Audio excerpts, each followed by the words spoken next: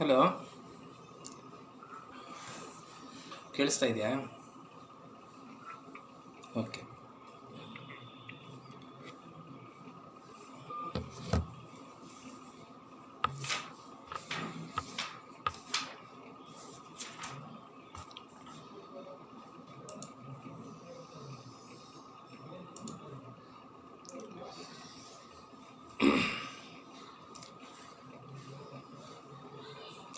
ಆತ್ಮೀಯ ಸ್ನೇಹಿತರೆ ಮತ್ತು ಸಾಹಿತ್ಯಾಸಕ್ತರೆ,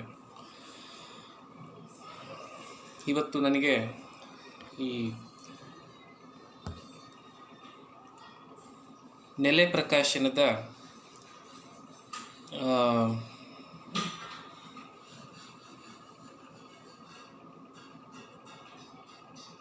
ಚೆನ್ನಪ್ಪ ಕಟ್ಟಿಯವರು ಈ ಒಂದು ವೆಬಿನಾರ್ನಲ್ಲಿ ಒಂದು ಪುಸ್ತಕದ ಬಗ್ಗೆ ಮಾತನಾಡಲಿಕ್ಕೆ ಹೇಳಿದ್ದಾರೆ.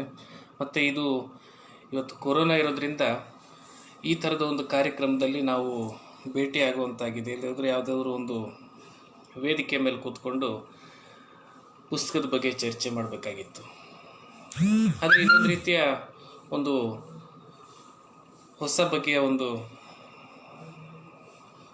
ಒಂದು ಕಾರ್ಯಕ್ರಮ ಇದು. ಯಾಕೆಂದರೆ ವೇದಿಕೆ ಮೇಲಿದ್ದಾಗ ನಮ್ಗೆ ಸಾಮಾನ್ಯವಾಗಿ ಗೊತ್ತಾಗ್ತದೆ ಯಾರಿದ್ದಾರೆ ಎದುರುಗಡೆ, ಏನು ಮಾತಾಡ್ಬೋದು ಅಂತ. ಬಟ್ ಇಲ್ಲಿ ನಮ್ಮ ಮಾತನ್ನು ಯಾರು ವಿದ್ಯಾರ್ಥಿಗಳು ಕೇಳಿಸ್ಕೊಳ್ತಾ ಇದ್ದಾರೆ ಅಥವಾ ಸಾಹಿತ್ಯಾಸಕ್ತರೆ ಅಥವಾ ಹಿರಿಯರೇ, ಯಾವುದೂ ಕೂಡ ನಮಗೆ ಗೊತ್ತಾಗುವಂಥ ಪರಿಸ್ಥಿತಿ ಇಲ್ಲ. ಅದರಿಂದ ಸಾಮಾನ್ಯವಾಗಿ ಇಂಥ ಒಂದು ವೆಬ್ಸೈಟ್, ಒಂದು ಇಂಟರ್ನೆಟ್ಟು, ಫೇಸ್ಬುಕ್ಕು ಇದೆಲ್ಲ ಈಗ ಹೆಚ್ಚಾಗಿ ಯುವಜನತೆಯೇ ಇದರಲ್ಲಿ ಪಾಲ್ಗೊಳ್ತಾ ಇರೋದ್ರಿಂದ, ಮತ್ತು ನಾನು ಕೂಡ ವಿದ್ಯಾರ್ಥಿಗಳ ಜೊತೆಗೆ ಒಂದು ಸಂವಹನವನ್ನು ಇಟ್ಕೊಳ್ಳೋ ಒಂದು ಉದ್ಯೋಗದಲ್ಲಿರೋದ್ರಿಂದ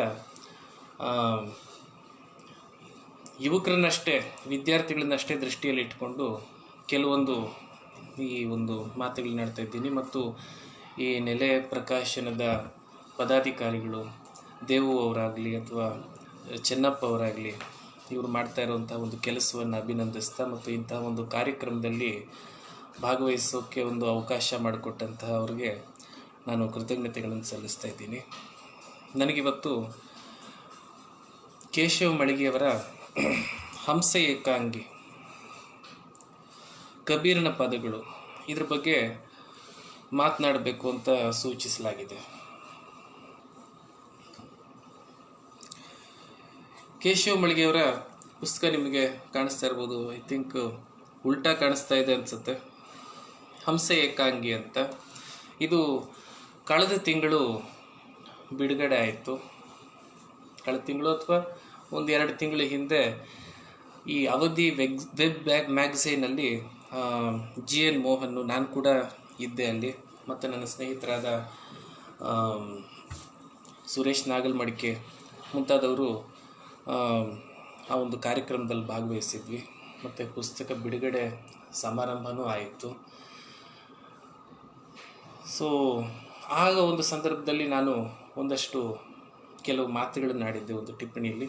ಅದೇ ಮಾತುಗಳನ್ನೇ ಬಹುತೇಕ ಇವತ್ತು ನಾನು ಇನ್ನೂ ಒಂದು ಸ್ವಲ್ಪ ಎಲಾಬರೇಟಾಗಿ ಪುನರುಚ್ಚರಿಸ್ತಾ ಇದ್ದೀನಿ.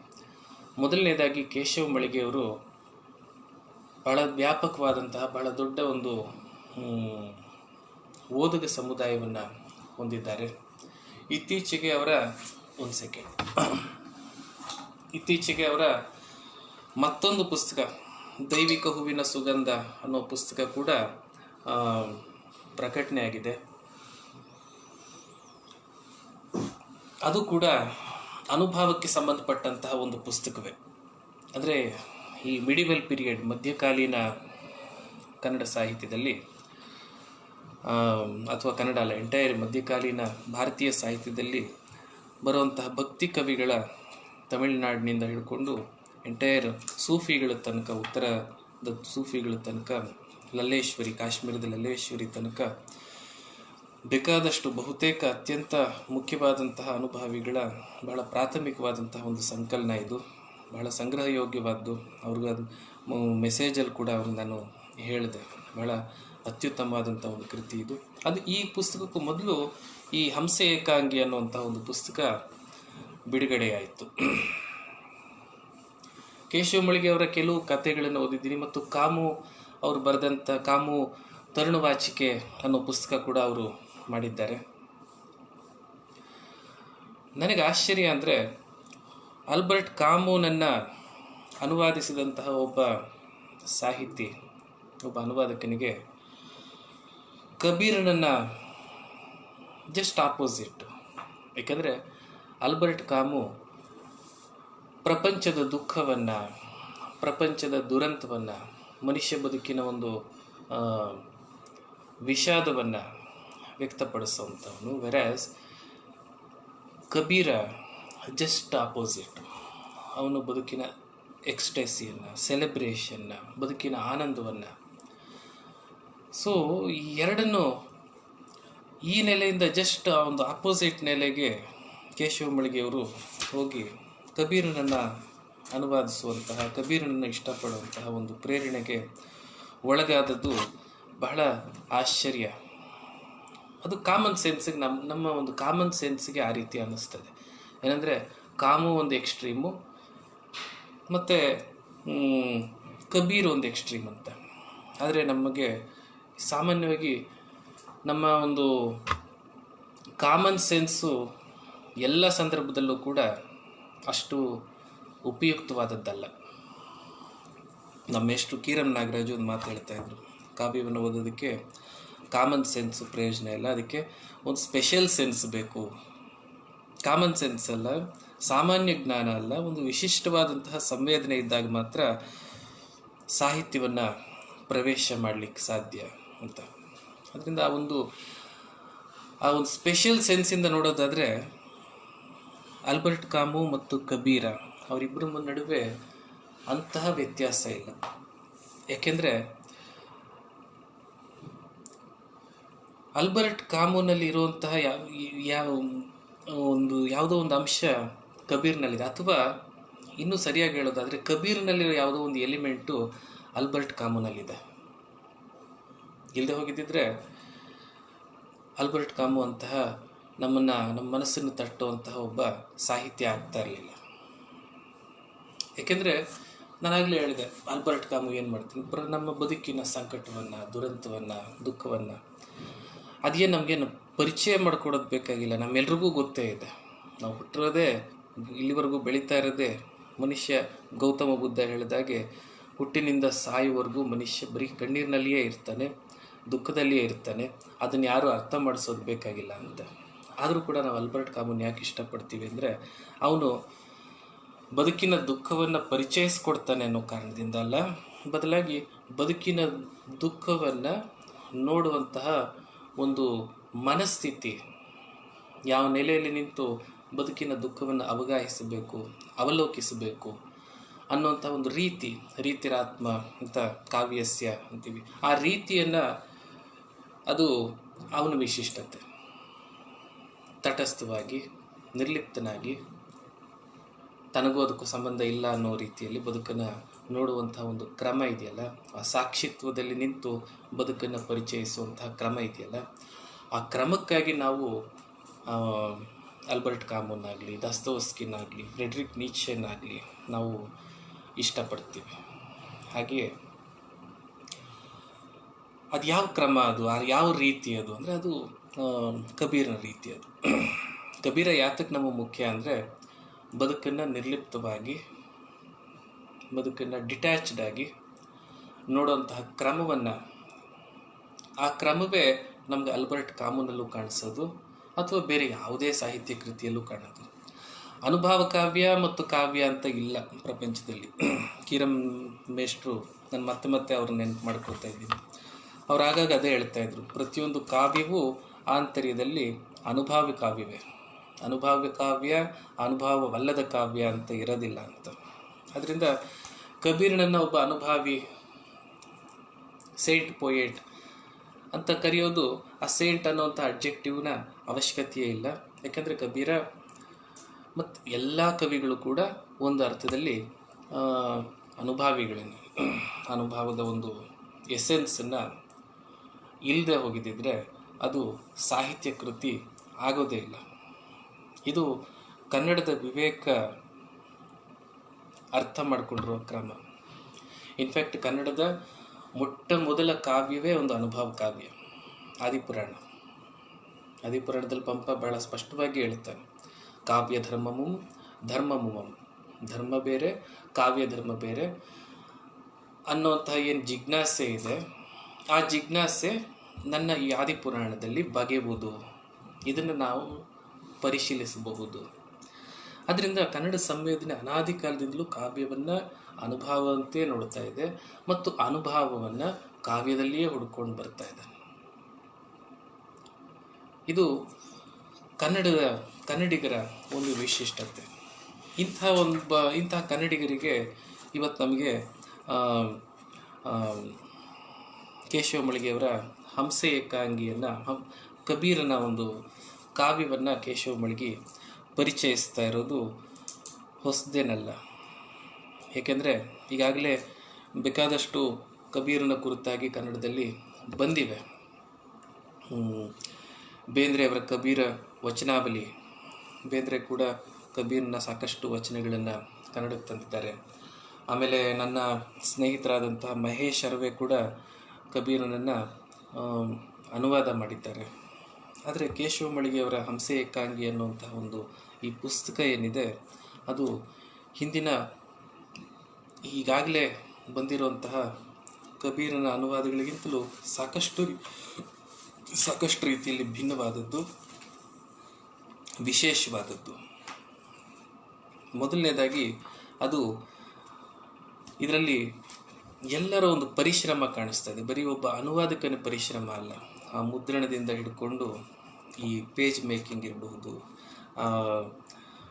ಚಿತ್ರಕಲೆ ಇರ್ಬೋದು, ಹೊರಪುಟ ಇರ್ಬೋದು, ಒಳಪುಟದ ವಿನ್ಯಾಸ ಇರ್ಬೋದು, ಇದೆಲ್ಲದರಲ್ಲೂ ಕೂಡ ಒಂದು ಶ್ರದ್ಧೆ ಕಾಣಿಸ್ತದೆ. ಇದು ನಮಗೆ ಬಹಳ ವಿಶೇಷವಾದ್ದು ಅಂತ ನಮ್ಗೆ ಅನಿಸೋದು. ಆಮೇಲೆ ಎರಡನೇದಾಗಿ ಹಂಸ ಏಕಾಂಗಿ, ಈ ಶೀರ್ಷಿಕೆ ಕೂಡ ಬಹಳ ಮುಖ್ಯವಾದ್ದು. ಹಂಸ, ಈ ಶೀರ್ಷಿಕೆಯನ್ನು ಓದಿದಾಗ ನನಗಂತೂ ಅಲ್ಲಮನ ಒಂದು ವಚನ ಜ್ಞಾಪಕ ಬರ್ತದೆ. ಏನಂದರೆ, ಕೆಂಡದ ಗಿರಿಯ ಮೇಲೆ ಒಂದು ಅರಗಿನ ಕಂಬವಿದ್ದಿತ್ತು, ಆ ಅರಗಿನ ಕಂಬದ ತುದಿಯಲ್ಲೊಂದು ಹಂಸೆ ಇದ್ದಿತ್ತು, ಕೆಂಡ ಬೆಂದಿತ್ತು, ಹಂಸೆ ಹಾರಿತ್ತು ಗುಹೇಶ್ವರ ಅಂತ ಒಂದು ವಚನ ಅಲಮಪ್ರಭುದು. ಕೆಂಡದ ಗಿರಿಯ ಮೇಲೆ ಒಂದು ಅರಗಿನ ಕಂಬವಿದ್ದಿತ್ತು. ಕೆಂಡದ ಗಿರಿಯ ಮೇಲೆ ಅರಗಿನ ಕಂಬ ಇದ್ದರೆ ಅದು ಕರಗೋಗ್ತದೆ, ಬಹಳ ಬೇಗವಾಗಿ ಕರಗೋಗ್ತದೆ. ಹೇಗೆ ಅದು ಒಂದು ರೀತಿಯಲ್ಲಿ ಯಾವ ರೀತಿ ಅರ್ಥ ಮಾಡ್ಕೋಬೋದು ಅಂದರೆ, ನಮ್ಮ ಈ ಭೂಮಿ ಮೇಲೆ ನಾವು ವಾಸ ಮಾಡ್ತಾ ಇದ್ದೀವಿ. ಈ ಭೂಮಿ ಮೇಲೆ ಪ್ರತಿ ಕ್ಷಣ ಅರಗಿನ ಕಂಬ ಹೇಗೆ ಕರಗೋಗ್ತದೆ, ಹಾಗೆ ನಮ್ಮ ಆಯುಷ್ಯ ಕರಗೋಗ್ತಾ ಇರ್ತದೆ. ಮತ್ತು ಈ ಕಂಬದ ತುದಿಯಲ್ಲಿ ಹಂಸೆ ಇದ್ದಿತ್ತು. ಹಂಸೆ ಅನ್ನೋದು ಆತ್ಮಕ್ಕೆ ನಾವು ರಿಲೇಟ್ ಮಾಡೋದಾದರೆ, ಈ ಶರೀರ ಈ ಕೆಂಡದ ಗಿರಿಯ ಮೇಲೆ ನಿಂತ್ಕೊಂಡು ಪ್ರತಿನಿತ್ಯ ತನ್ನ ಆಯುಷ್ಯವನ್ನು ಕಳ್ಕೊಳ್ತಾ ಇದೆ. ಪೂರ್ತಿಯಾಗಿ ಕರಗೋದ್ಮೇಲೆ ಅದರೊಳಗಡೆ ಬೇರೆ ಒಂದು ಎಲಿಮೆಂಟ್ ಇದೆ, ಆತ್ಮ ಅನ್ನೋ ಎಲಿಮೆಂಟು. ಕಂಬ ಬೆಂದಿತ್ತು, ಹಂಸೆ ಹಾರಿತ್ತು. ಕಂಬ ಬೆಂದ ಮೇಲೆ ಹಂಸ ಪಕ್ಷಿ ಹಾರಿ ಹೋಗ್ತದೆ, ಅಂದರೆ ಶರೀರ ಬಿದ್ದು ಹೋದ್ಮೇಲೆ ಆತ್ಮ ಬೇರೆ ಕಡೆ ಹೋಗ್ತದೆ ಅನ್ನೋದು ಒಂದು ಮೀನಿಂಗು. ಅಲ್ಲಮನ ವಚನಗಳಲ್ಲಿ ಒಂದು ಮೀನಿಂಗ್ ಇರಲ್ಲ, ಇನ್ನು ಹಲವಾರು ಅರ್ಥ ಸಾಧ್ಯತೆಗಳು, ಅರ್ಥ ಛಾಯೆಗಳು ನಾವು ಕಾಣುತ್ತೀವಿ.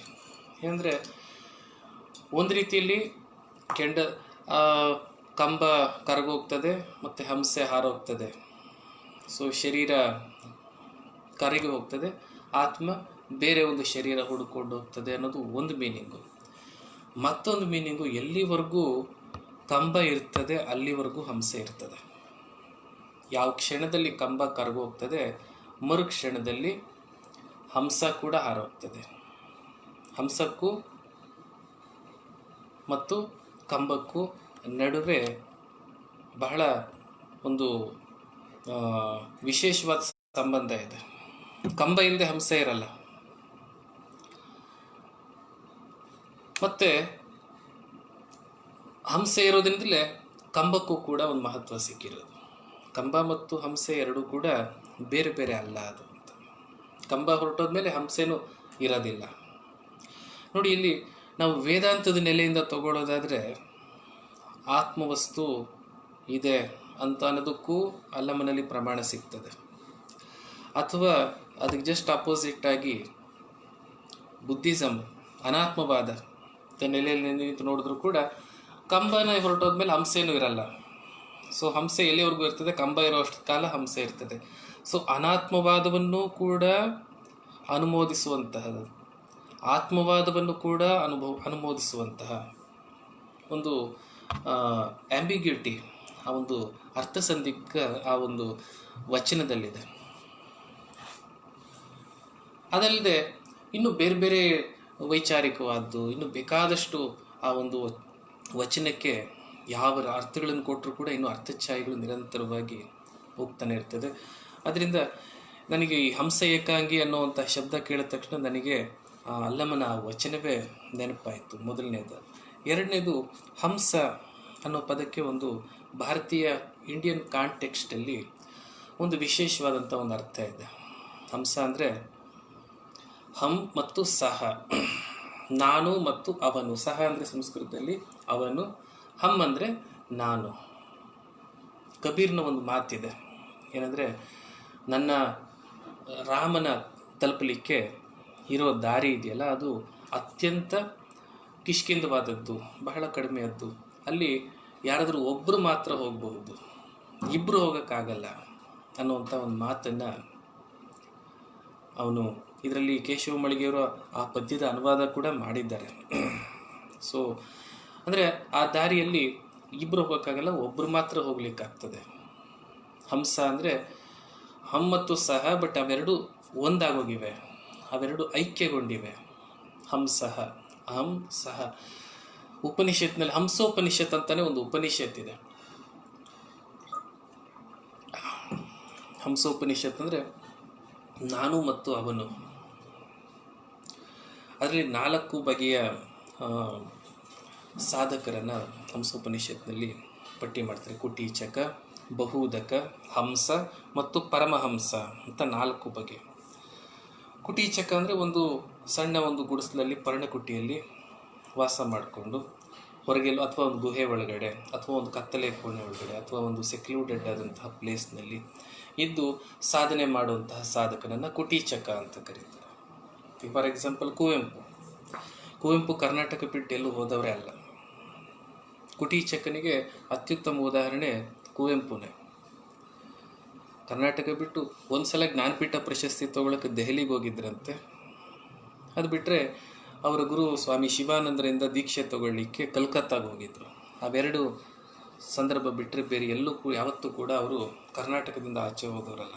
ಕರ್ನಾಟಕದಲ್ಲಿದ್ದಾಗಲೂ ಕೂಡ ಮೈಸೂರಿನಿಂದ ಆಚೆ ಹೋದವರಲ್ಲ. ಮೈಸೂರಲ್ಲಿದ್ದರೂ ಕೂಡ ಅವ್ರ ಮನೆ ಅವ್ರ ಜಾಗ ಬಿಟ್ಟು ಆಚೆ ಹೋದವರಲ್ಲ. ಆದರೆ ಅವರು ವಿಶ್ವಮಾನವತ್ವವನ್ನು ಕುರಿತು ಧ್ಯಾನ ಮಾಡಬಲ್ಲವರಾಗಿದ್ದರು ಕುವೆಂಪು.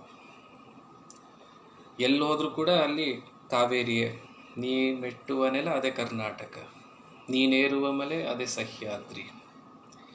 ಸೊ ಕುವೆಂಪುದು ಈ ಕುಟೀಚಕ ಪ್ರತಿಭೆ. ಎರಡನೇದು ಬಹುದಕ. ಉದಕ ಅಂದರೆ ನೀರು, ಬಹುದಕ ಅಂದರೆ ಸಾಕಷ್ಟು ನೀರು ಕುಡಿದೇವುದು, 7 ಕೆರೆ ನೀರು ಕುಡಿದಿದ್ದೀವಿ ಅಂತ ನಾವು ಮಾತಾಡ್ತೀವಲ್ಲ ಅದು.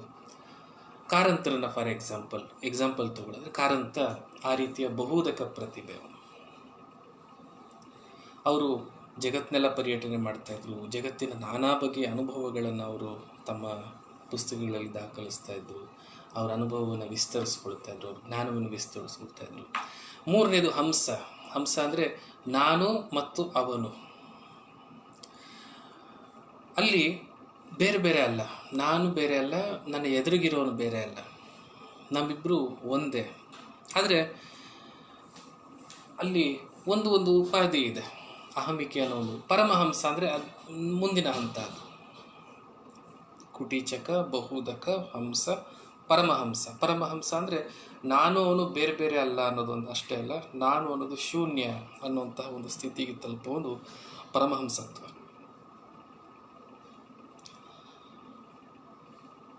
ಕಬೀರ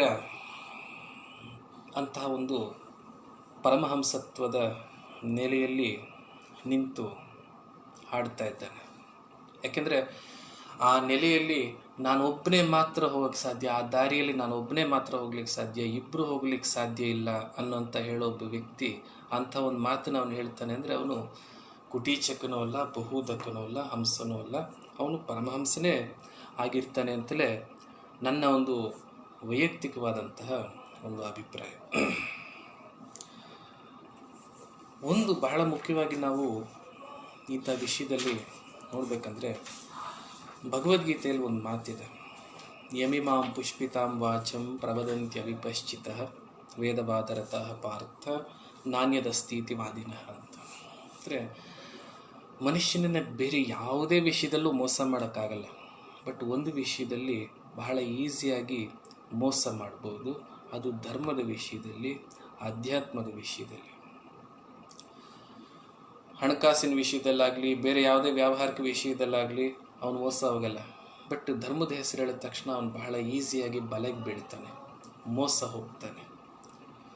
ಅದರಿಂದಲೇ ಯಮಿಮಾಂ ಫ್ಲವರಿ ಲ್ಯಾಂಗ್ವೇಜ್ ಅಂತ ಏನು ಇಂಗ್ಲೀಷಲ್ಲಿ ಕರಿತೀವಿ, ಅದನ್ನೇ ಗೀತೆಯಲ್ಲಿ ಕೃಷ್ಣ ಹೇಳೋದು, ಯಮಿಮಾಂ ಪುಷ್ಪಿತಾಂ ವಾಚಂ.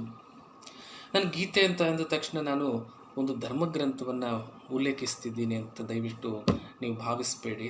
ಯಾಕೆಂದರೆ ನಾನು ಒಬ್ಬ ಸಾಹಿತ್ಯದ ವಿದ್ಯಾರ್ಥಿ.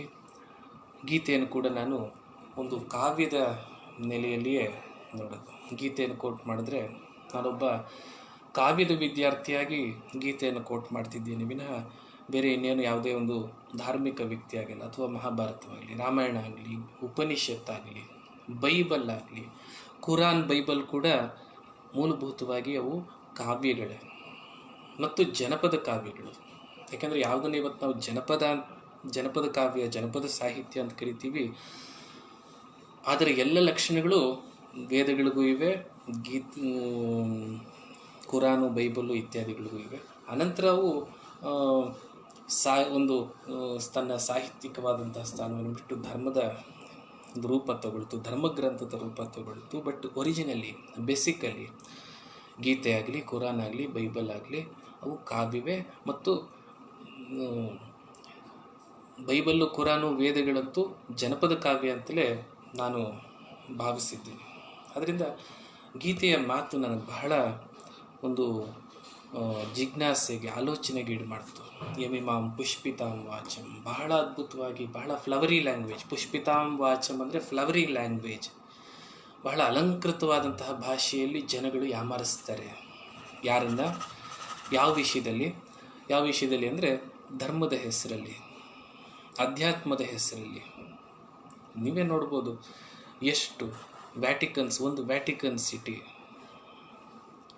ಅಲ್ಲಿರೋ ಯಾವ ಗೂಗಲ್ ಕಂಪ್ನಿ, ಮೈಕ್ರೋಸಾಫ್ಟು, ಆ್ಯಪಲ್ಲು ಅವರೆಲ್ಲರಿಗಿಂತಲೂ 10 ಪಟ್ಟು ವ್ಯಾಪಾರ ಮಾಡ್ತಾರೆ ವ್ಯಾಟಿಕನ್ನಲ್ಲಿ. ಅಥವಾ ತಿರುಮಲ ತಿರುಪತಿ ಇರ್ಬೋದು, ಅಥವಾ ಯಾವುದೇ ಧರ್ಮ ಮಠಗಳಿರ್ಬೋದು, ಯಾವುದೇ ಆಶ್ರಮ ಇರ್ಬೋದು, ಯಾವುದೇ ಮಠಾಧೀಶರು, ಅವರೇನು ಯಾವುದೇ ಮಾಮೂಲಿ ಆರ್ಡಿನರಿ MNC ಕಂಪ್ನಿ ಥರ ಅವರು ಮಾಡ್ತಾಯಿಲ್ಲ. ಅದಕ್ಕೆ ಬಹಳ ಅದ್ಭುತವಾಗಿ ದುಡ್ಡು ಮಾಡ್ತಿದ್ದಾರೆ. ಹಾಳಾಗೋಗಲಿ, ದುಡ್ಡಿನ ವಿಷಯ ಮುಖ್ಯ ಅಲ್ಲ. ದುಡ್ಡು ಮಾಡ್ಕೊಳ್ಳಿ, ಅದು ಅವ್ರ ಕೌಶಲ್ಯ, ಯಾವ ಮಾರ್ಗದಲ್ಲಾದರೂ ದುಡ್ಡು ಮಾಡಲಿ. ಬಟ್ ಅಷ್ಟಕ್ಕೆ ಸೀಮಿತವಾಗಿಲ್ಲ. ಅವರು ಮನುಷ್ಯನ ಮನಸ್ಸಿನೊಳಗಡೆ, ಮನುಷ್ಯನ ಪ್ರಜ್ಞೆ ಒಳಗಡೆ, ಮನುಷ್ಯನ ಆತ್ಮದೊಳಗಡೆ, ಮನುಷ್ಯನ ಸಮಾಜದ ಒಳಗಡೆ, ನಮ್ಮ ಮನುಷ್ಯ ಕುಲದ ರಾಜಕಾರಣದೊಳಗಡೆ ಡೈಲ್ಯೂಟ್ ಮಾಡ್ತಾ ಇದ್ದಾರೆ. ಇದು ಬಹಳ ಅಪಾಯಕಾರಿ. ಬಹಳ ಒಳ್ಳೆ ಯಮಿಮಾಂ ಪುಷ್ಪಿತಾಂ ವಾಚಂ, ಬಹಳ ಅಲಂಕಾರಿಕವಾದಂತಹ ಭಾಷೆಯಲ್ಲಿ ಮಾತನಾಡ್ತಾ ಮನುಷ್ಯನನ್ನು ಭ್ರಷ್ಟರನ್ನಾಗಿಸ್ತಾ ಇದ್ದಾರೆ.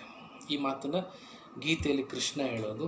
ಮತ್ತು ಇವತ್ತು ನಾವು ನೋಡ್ತಾ ಇದ್ದೀವಿ, ಬದುಕುವ ಕಲೆ ಕಲಿಸುವಂತಹ ಗುರುಗಳು, ಕಾರ್ಪೊರೇಟ್ ಗುರುಗಳು ಬಹಳ ಅದ್ಭುತವಾಗಿ ಫ್ಲವರಿ ಲ್ಯಾಂಗ್ವೇಜಲ್ಲಿ ಮಾತಾಡ್ತಾ ಜನಗಳನ್ನ ಅಟ್ರ್ಯಾಕ್ಟ್ ಮಾಡ್ತಾ ಇರುವಂತಹ ಒಂದು ಸನ್ನಿವೇಶದಲ್ಲಿ ನನಗಿವತ್ತು ಕಬೀರನಂತಹವನು, ಅಲ್ಲಮಪ್ರಭುವಿನಂಥವನು ಬಹಳ ಮುಖ್ಯ.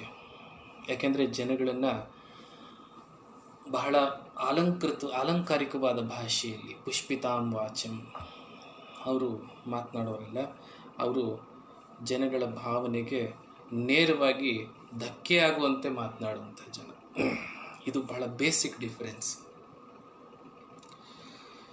ಅಧ್ಯಾತ್ಮದ ಮಾತು, ಧರ್ಮದ ಮಾತು, ಅದು ನಮ್ಮನ್ನು ತಣಿಸುವಂತಹ ಅಥವಾ ನಮಗೆ ಮನಃಶಾಂತಿಯನ್ನು ಕೊಡುವಂತಹ ಮಾತುಗಳೆಲ್ಲ, ನಮ್ಮ ದಣಿವನ್ನಾಗಿಸುವಂತಹ, ನಮ್ಮ ಮನಃಶಾಂತಿಯಲ್ಲಿ ಡಿಸ್ಟರ್ಬೆನ್ಸನ್ನು ಕ್ರಿಯೇಟ್ ಮಾಡುವಂತಹ ಆಗಿತ್ತು. ಕಬೀರಿಂದಾಗಲಿ, ಅಲ್ಲಮನದ್ದಾಗಲಿ ಅಥವಾ ಜೀಸಸ್ದಾಗಲಿ. ಯಾತಕ್ಕೆ ಅವ್ರನ್ನೆಲ್ಲ ನಮ್ಮ ಜನ ಆ ರೀತಿ ಇದು ಮಾಡಲಿಲ್ಲ ಅಂದರೆ ಈ ಕಾರಣಕ್ಕೆ. ಅವರು ನಿದ್ದೆ ಮಾಡಿಸ್ಲಿಲ್ಲ. ಇವತ್ತು ಯಾವುದೆಲ್ಲ ಕಾರ್ಪೊರೇಟ್ ಅಧ್ಯಾತ್ಮ ಪರಂಪರೆ ಅಂತ ನಾವು ಕರಿತೀವಿ, ಅದು ಜನಗಳನ್ನು ನಿದ್ದೆ ಮಾಡಿಸ್ತಾ ಇದೆ. ನೀನು ಮಾಡ್ತಾ ಇರೋದು ಸರಿ, ಚೆನ್ನಾಗಿ ಮಾಡ್ತಿದ್ಯಾ, ಇನ್ನೂ ಮಾಡು ಅಂತ ಹೇಳುವಂತಹ ಒಂದು but not Kabir, not Allama ಆ ರೀತಿಯಲ್ಲ, ಕಬೀರ್ ಆ ರೀತಿಯಲ್ಲ. ದೇ ಡಿಸ್ಟರ್ಬರ್ಸ್. ಅವರು ಆಲಂಕಾರಿಕವಾದಂತಹ ಭಾಷೆಯಲ್ಲಿ ಮಾತನಾಡುವಂಥವರಲ್ಲ, ಡಿಸ್ಟರ್ಬ್ ಮಾಡುವಂತಹ ಒಂದು ಭಾಷೆಯಲ್ಲಿ ಮಾತನಾಡುವಂಥ ಜನ. ಇದು ಬಹಳ ಮುಖ್ಯವಾಗಿ ನಾವು ಕಬೀರನನ್ನು ಓದುವಾಗ ನಾವು ನೆನಪಿಟ್ಕೊಳ್ಬೇಕು. ಕಬೀರನಿಂದ ನಮಗೆ ಪ್ರಯೋಜನ, ಆ ರೀತಿಯ ಪ್ರಯೋಜನ ಖಂಡಿತವಾಗಿಯೂ ಇಲ್ಲ. ಏನು ಪ್ರಯೋಜನ?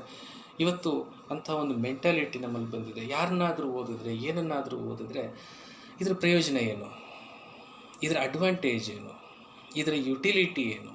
ಅದು ಕ್ಯಾಪಿಟಲಿಸ್ಟಿಕ್ ಮೆಂಟಾಲಿಟಿ, ಅದು ನಮ್ಮ ಬಂಡವಾಳಶಾಹಿ ಮನಸ್ಥಿತಿ. ಅದು ಪ್ರತಿಯೊಂದರಲ್ಲೂ ಕೂಡ ಮ್ಯಾಕ್ಸಿಮಮ್ ಯುಟಿಲಿಟಿ ಏನು, ಮ್ಯಾಕ್ಸಿಮಮ್ ಪ್ರಯೋಜನ ಏನು? ಕಬೀರ್ನ ಹೋದ್ರೆ ಏನು ಪ್ರಯೋಜನ ಅಂತಲೇ ಕೇಳೋದು.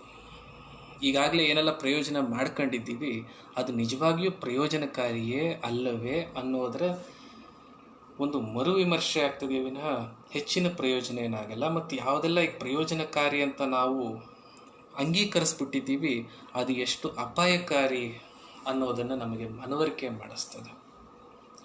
ಈ ಅರ್ಥದಲ್ಲಿ ಕಬೀರ ಪ್ರಯೋಜನಕಾರಿ ಅಷ್ಟೇ, not in our sense of utility. ನಾವು ಯಾವುದನ್ನು ಪ್ರಯೋಜನಕಾರಿ ಅಂತ ಭಾವಿಸಿದ್ದೀವಿ ಆ ಅರ್ಥದಲ್ಲಿ ಕಬೀರಾಗಲಿ ಅಲ್ಲಮಾಗಲಿ ಖಂಡಿತ ಪ್ರಯೋಜನಕಾರಿ ಅಲ್ಲ.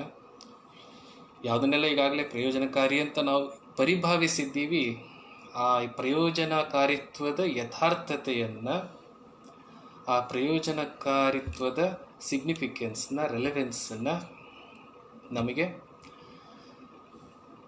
ಮತ್ತೆ ಮರು ಆಲೋಚನೆ ಮಾಡಲಿಕ್ಕೆ ಹಚ್ಚುವಂಥವರು. ವೇರ್ ದೇರ್ ಇಸ್ ಡಿಸ್ಟರ್ಬೆನ್ಸ್, ಅಲ್ಲಿ ನಮಗೆ ಆರಾಮಿರಲ್ಲ, ನಮಗೆ ಒಂದು ರೀತಿಯ ಡಿಸ್ಟರ್ಬೆನ್ಸ್ ಕ್ರಿಯೇಟ್ ಮಾಡ್ತಾರೆ. ಅದರಿಂದ ಕಬೀರ ನನ್ನ ಆ ರೀತಿ ಪ್ರಯೋಜನ ದೃಷ್ಟಿಯಿಂದ ಇಟ್ಕೊಂಡು ಓದುವಂಥವರು ಅಥವಾ ಅಧ್ಯಯನ ಮಾಡುವಂಥವರಿಗೆ ಅವನಿಂದ ಯಾವ ಥರದ್ದು ಆ ಥರದ ಪ್ರಯೋಜನವೂ ಆಗಲ್ಲ. ಮೊದಲನೇ ಅಂಶ ಇದು. ಎರಡನೇದು, ಕೇಶವ ಮಳಿಗೆಯವರ ಈ ಪುಸ್ತಕ ಏನಿದೆ ಇದೊಂದು ಅನುವಾದ ಕೃತಿ. ನಾನು ಈ ಪುಸ್ತಕ ಬಿಡುಗಡೆ ಸಮಾರಂಭದಲ್ಲಿ ಕೂಡ ನಾನು ಈ ವಿಷಯ ಮಾತಾಡಿದ್ದೆ. ಒಬ್ಬ ಅನುವಾದಕನಿಂದ ಒಂದು ಯಾವುದೇ ಒಂದು ಕಬೀರನಂತಹ, ಅಲ್ಲಮನಂತಹ, ಬಸವಣ್ಣನಂತಹ ಒಬ್ಬ ಅನುಭಾವಿಯನ್ನು ನಾವು ಅನುವಾದ ಮಾಡುವ ಮೂಲಕ ಎಷ್ಟರ ಮಟ್ಟಿಗೆ ಅವನಿಗೆ ನಾವು ನ್ಯಾಯ ಸಲ್ಲಿಸ್ತೀವಿ. ನಿಜವಾಗ್ಲೂ ನಾವು ಅನುವಾದ ಮಾಡೋ ಮೂಲಕ ಅವನನ್ನೇ ನಾವು ಪರಿಚಯಿಸ್ತಾ ಇರ್ತೀವಿ ಓದುಗರಿಗೆ, ಅಥವಾ ನಮ್ಮನ್ನು ನಾವು ಪರಿಚಯಿಸ್ಕೊಳ್ತಾ ಇರ್ತೀವಿ. ಒಬ್ಬ ಅನುವಾದಕ ತನ್ನನ್ನು ತಾನು ಪರಿಚಯಿಸ್ಕೊಳ್ತಾ ಇರ್ತಾನೆ. ಈ ಪ್ರಶ್ನೆ ಬಹಳ ಮುಖ್ಯವಾದ್ದು. ಏಕೆಂದರೆ ನಮ್ಮ ವಚನಕಾರರು ಅವರನ್ನು ಈಗಾಗಲೇ ಎ.ಕೆ. ರಾಮಾನುಜನ್ ಅಂತವರು, O.L. ನಾಗಭೂಷಣ್ ಅಂತವರು ಅನುವಾದ ಮಾಡಿದ್ದಾರೆ. ನಾವು ಕನ್ನಡಿಗರು ಅದೃಷ್ಟವಂತರು, ಬಸವಣ್ಣ ಅಲ್ಲಮನನ್ನು ಮೂಲದಲ್ಲೇ ಓದ್ತೀವಿ. ಹಾಗೆ ಓದಿ ಆಮೇಲೆ ಅನುವಾದವನ್ನು ನೋಡಿದಾಗ ಬಹಳ ಸಪ್ಪೆ ಅನ್ನಿಸ್ತದೆ. ಅನುವಾದವನ್ನು ಓದಿದಾಗ ಸಪ್ಪೆ ಅನ್ನಿಸೋದು ಅಷ್ಟೇ ಅಲ್ಲ, ಈ ಅನುವಾದವನ್ನು ಕನ್ನಡ ಬರದೇ ಇರೋರು ಓದಿ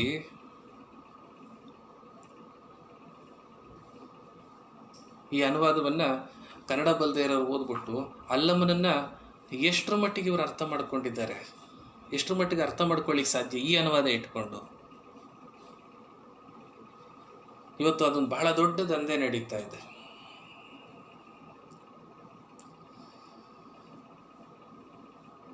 ಎಲ್ಲರನ್ನು ಅನುವಾದಿಸೋದು.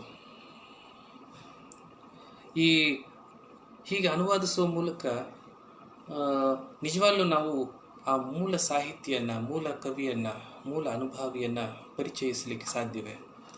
ನನಗಂತೂ ನಿರಾಶೆ ಆಯಿತು. ಎ ಕೆ ರಾಮಾನುಜನ್ನಾಗಲಿ, ಒ ಎಲ್ ಎನ್ ಅವರ ಅಥವಾ ಶಿವಪ್ರಕಾಶ್ ಅವರ ಕಾವ್ಯಗಳನ್ನು ಓದಿದಾಗ ಬಹಳ ನಿರಾಶೆ ಆಯಿತು ನನಗೆ. ಏಕೆಂದರೆ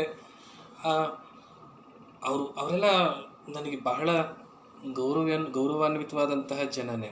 ಅವರೆಲ್ಲ ನನ್ನ ಮೇಷ್ಟ್ರುಗಳು, ಪಾಠ ಹೇಳ್ಕೊಟ್ಟವರು. ಒ ಎಲ್ ಎನ್ ಇರಲಿ, ಇವರು ಶಿವಪ್ರಕಾಶ್ ಇರಲಿ. ಆದರೆ ಅದೊಂದು ಮಿತಿ ಕೂಡ. ನಾನು ಒಬ್ಬ ಅನುವಾದಕನಾಗಿ ಮಾತು ಹೇಳ್ತಾ ಇದ್ದೀನಿ. ಶ್ರೇಷ್ಠವಾದ ಕಾವ್ಯ ಯಾವತ್ತಿದ್ರೂ ಕೂಡ ಅನ್ಟ್ರಾನ್ಸ್ಲೇಟಬಲ್. ಅದನ್ನು ಅನುವಾದ ಮಾಡಲಿಕ್ಕೆ ಸಾಧ್ಯ ಇಲ್ಲ. ಎಷ್ಟೋ ಸಲ ಆ ಮೂಲ ಲೇಖಕನಿಗೆ ಹಾನಿಯನ್ನೇ ಉಂಟು ಮಾಡ್ತಾ ಇರ್ತೀವಿ. ಡಿ ವಿ ಗುಂಡಪ್ಪನವರ ಉಮರನ ಹೊಸಗೆ ಫಾರ್ ಎಕ್ಸಾಂಪಲ್, ಏಳೆನ್ನ ಮನದನ್ನೇ ಅಂತ ಶುರುವಾಗತ್ತದು. ನಿದ್ರೆ ಸಾಕಿನ್ನೀಗ ಮುದ್ದಣುಗೆ ಬಾರ ಅಂತ ಮೊದಲನೇ ಪದ್ಯ ಆ ರೀತಿಯೇನೋ ಶುರುವಾಗುತ್ತೆ. ಒಬ್ಬ ಪ್ರೇಮಿ ತನ್ನ ಪ್ರಿಯತಮೆಯನ್ನು ಎಬ್ಬಿಸ್ತಾ ಇರುವಂತಹ ಒಂದು ಮಾತದು. ಒಂದೊಂದು ಸೂಫಿ ಕಾವ್ಯ ಅದು. ಉಮರ್ ಖಯ್ಯಾಮ್ ಒಬ್ಬ ಸೂಫಿ ಅನುಭಾವಿ. ಆ್ಯಕ್ಚುಲಿ ಒರಿಜಿನಲ್ ಓದಿದಾಗ ಸಿ ಎನ್ ರಾಮಚಂದ್ರನ್ ಹೇಳ್ತಾ ಇದ್ರು, ಒರಿಜಿನಲ್ ಓದುವಾಗ ಅದೊಂದು ಆಧ್ಯಾತ್ಮಿಕ ಕಾವ್ಯದ ರೀತಿಯಲ್ಲಿ ಅದು ಓದಿಸ್ಕೊಂಡು ಹೋಗುತ್ತೆ. ಅದನ್ನು ಓದಿದಾಗ ಒಂದು ಯಾವುದೋ ಒಂದು ಸ್ಪಿರಿಚುವಲ್ ಆದಂತಹ ಒಂದು ಡಿಸ್ಕೋರ್ಸ್ ಅದು ಅನ್ನೋ ಥರದಲ್ಲಿ. ಬಟ್ ಇಲ್ಲಿ ಒಂದು ರೊಮ್ಯಾಂಟಿಕ್ ಆದಂತಹ ಒಂದು ಬಹಳ ಚರ್ವಣವಾದಂತಹ ಪ್ರೇಮಿ ಪ್ರಿಯತಮೆಯರ ನಡುವಿನ ಸಂವಾದದ ರೀತಿಯಲ್ಲಿ ಆ ಭಾಷೆ ಭಾಳ ಚೆನ್ನಾಗಿರ್ಬೋದು. ಡಿ ವಿ ಗುಂಡಪ್ಪನವರ ಉಮರ್ನ ಹೊಸಗೆ ಬಹಳ ಅತ್ಯುತ್ತಮವಾದ ಅನುವಾದ ಅಂತಾರೆ. ಬಟ್ ಒಂದು ರೀತಿ ಮಂಕುತಿಮ್ಮನ ಕಗ್ಗದ ಒಂದು ಶೈಲಿ ಆ ರೀತಿಯಲ್ಲಿದೆ ಅದು. ಆಮೇಲೆ ಅಲ್ಲಿ ನಿಮಗೆ ರುಬೈಯತ್ ಆಗಲಿ ಅಥವಾ ಉಮರ್ ಖಯ್ಯಾಮ್ ಆಗಲಿ ಪರಿಚಯವೇ ಆಗೋದಿಲ್ಲ ನಿಮಗೆ. ಅಲ್ಲ, ಇಲ್ಲಿ ಒಬ್ಬ ಪ್ರೇಮಿ ತನ್ನ ಪ್ರಿಯತಮೆಯನ್ನು ಎದ್ದೇಳು, ಏಳನ್ನ ಮನೆದನ್ನೇ, ರಾತ್ರಿ ಆಯಿತು, ಚಂದ್ರ ಮೂಡಿತು, ನಿದ್ದೆ ಮಾಡ್ತಾ ಇದ್ದೀಯ. ಒಬ್ಬ ಪ್ರೇಮಿ ಒಂದು ಹೆಣ್ಣು ತನ್ನ ಪ್ರೇಮಿ ಜೊತೆ ನಿದ್ದೆ ಹೋಗ್ತಾ ಇದ್ದಾಳೆ ಅಂದರೆ, ತನ್ನ ಪಕ್ಕದಲ್ಲಿ ಪ್ರೇಮಿ ಇದ್ದಾನೆ, ಅವಳು ನಿದ್ದೆ ಹೋಗ್ತಾ ಇದ್ದಾಳೆ ಅಂದರೆ ಅವಳು ಎಂಥ ಪ್ರೇಮಿ ಅದು. ಅವನ ಜೊತೆಗಿದ್ರೆ ಇವಳಿಗೆ ನಿದ್ದೆ ಬರುತ್ತೆ, ತೂಕುಡಿಕೆ ಬರುತ್ತೆ. ಸೊ ಇದು ಬಹಳ ಅನೌಚಿತ್ಯವಾಗಿ, ಬಹಳ ಅಸಂಗತವಾದಂತಹ ಒಂದು ರೀತಿಯಲ್ಲಿಯೇ ಇದೆ ಇದು. ಸೊ ಅದು ಅಲ್ಲಿ ನಿದ್ರೆ ಅಂದರೆ ನಿದ್ರೆ ಅಲ್ಲ, ಪ್ರೇಮಿ ಅಂದರೆ ಪ್ರೇಮಿ ಅಲ್ಲ. ಈಗ ನಮ್ಮಲ್ಲಿ ಶರಣಸತಿ ಲಿಂಗಪತಿ ಅನ್ನೋ ಭಾವ ಇದೆಯಲ್ಲ, ಅಂದರೆ ಭಗವಂತನೇ ಗಂಡ, ನಾನು ಹೆಂಡತಿ ಅಂತ. ಆ ರೀತಿ ಸೂಫಿಗಳಲ್ಲಿ ಭಗವಂತನೇ ಹೆಣ್ಣು, ಭಕ್ತನೇ ಗಂಡು ಅನ್ನೋಂತಹ ಒಂದು ನಂಬಿಕೆ ಇದೆ. ಸೂಫಿಗಳಲ್ಲಿ ದೇವರು ಹೆಣ್ಣು, ಪುರುಷ ಭಕ್ತ. ಸೊ ಇದು ಈ ಸಂಬಂಧ ಅದು. ಅಲ್ಲಿ ಪ್ರೇಮಿ ಮತ್ತು ಪ್ರಿಯತಮೆ ಮಾತಾಡ್ತಾ ಇದ್ದಾರೆ ಅಂದರೆ ಭಕ್ತ ಒಬ್ಬ ಗಂಡಾಗಿ ಭಗವಂತನನ್ನು ಹೆಣ್ಣಿನ ರೀತಿಯಲ್ಲಿ ಮಾತನಾಡಿಸ್ತಾ ಇರುವಂತಹ ಒಂದು ಸಂವಾದ ಅದು. ಬಟ್ ಉಮರ್ನ ಹೊಸಗೆ ಅದು ಬಹಳ ಬೇರೆ ಥರದ್ದೇ ಒಂದು ರೀತಿಯಲ್ಲಿ ಕಮ್ಯುನಿಕೇಟ್ ಆಗ್ತದೆ. ಈವನ್ ಲಾವುತ್ಸು ಅನುವಾದ ಮಾಡೋರು, ಯು ಆರ್ ಅನಂತಮೂರ್ತಿಯವರ ಅನುವಾದ ದಾವೂದ್ ಎಜ್ಜಿಂಗ್ ಅಂತ ಮಾಡಿದ್ದಾರೆ. ಸೊ ಇದೆಲ್ಲ ಓದಿದಾಗ ಮೂಲದಲ್ಲಿ ಅವನೇನು ಹೇಳಿದ್ದಾನೋ, ಇವರೇನು ಹೇಳ್ತಾ ಇದ್ದಾರೋ ಅನ್ನುವಂಥ ಒಂದು ಕನ್ಫ್ಯೂಷನ್ ಆಗ್ತದೆ. ಮತ್ತು ನನಗಂತೂ ಹಿಂದಿಯವನಲ್ಲ ನಾನು ಹಿಂದಿ ಈ ಬಾಲಿವುಡ್ ಸಿನಿಮಾಗಳು ನೋಡೋಕ್ಕೆ ಎಷ್ಟು ಬೇಕೋ ಅಷ್ಟು ಹಿಂದಿ ಗೊತ್ತೇ ವಿನಃ ಕಬೀರ್ನ ಓದೋ ಅಷ್ಟು ಅಥವಾ ತುಳಸಿದಾಸನ ಓದೋ ಅಷ್ಟು ಅಥವಾ ಅಷ್ಟೊಂದು ಹಿಂದಿ ನನಗೆ ಬರೋದಿಲ್ಲ. ಅದರಿಂದ ಕೇಶವ ಮಳಿಗೆಯವರು ಅಥವಾ ಬೇಂದ್ರೆ ಆಗಲಿ ಅಥವಾ ನಮ್ಮ ಮಹೇಶ್ ಅರವೆ ಆಗಲಿ ಕಬೀರನಿಗೆ ಯಾವ ಮಟ್ಟದ ನ್ಯಾಯ ತಂದು ಕೊಟ್ಟಿದ್ದಾರೆ ಅನ್ನೋದನ್ನಂತೂ ನಾನಂತೂ ಬಹಳ ನಿಶ್ಚಿತವಾಗಿ ಅಧಿಕೃತವಾಗಿ ಹೇಳುವಂತಹ ಯಾವ ಅರ್ಹತೆಯೂ ನನಗಿಲ್ಲ. ಆದರೆ ಅವರ ಈ ಪ್ರಯತ್ನ ನನಗಿಷ್ಟವಾಯಿತು ಮತ್ತು ಈ ಥರದ ಪ್ರಯತ್ನಗಳು ಬಹಳ ಅಗತ್ಯ ಕೂಡ. ಯಾತಕ್ಕೆ ಅಂದರೆ ಅದಕ್ಕೊಂದು ಕಾರಣ ಇದೆ. ಏನಂದರೆ ಬೇಕಾದಷ್ಟು ಅದು ಮುಂದೆ ಹೇಳ್ತೀನಿ ನಾನು, ಈ ಥರದ ಅನುವಾದಗಳನ್ನು ನಾವು ಬಹಳ ಮುಖ್ಯವಾಗಿ ಪರಿಭಾವಿಸಬೇಕು ಮತ್ತು ಹೆಚ್ಚು ಇದು ಮಾಡಬೇಕು ಅಂತ.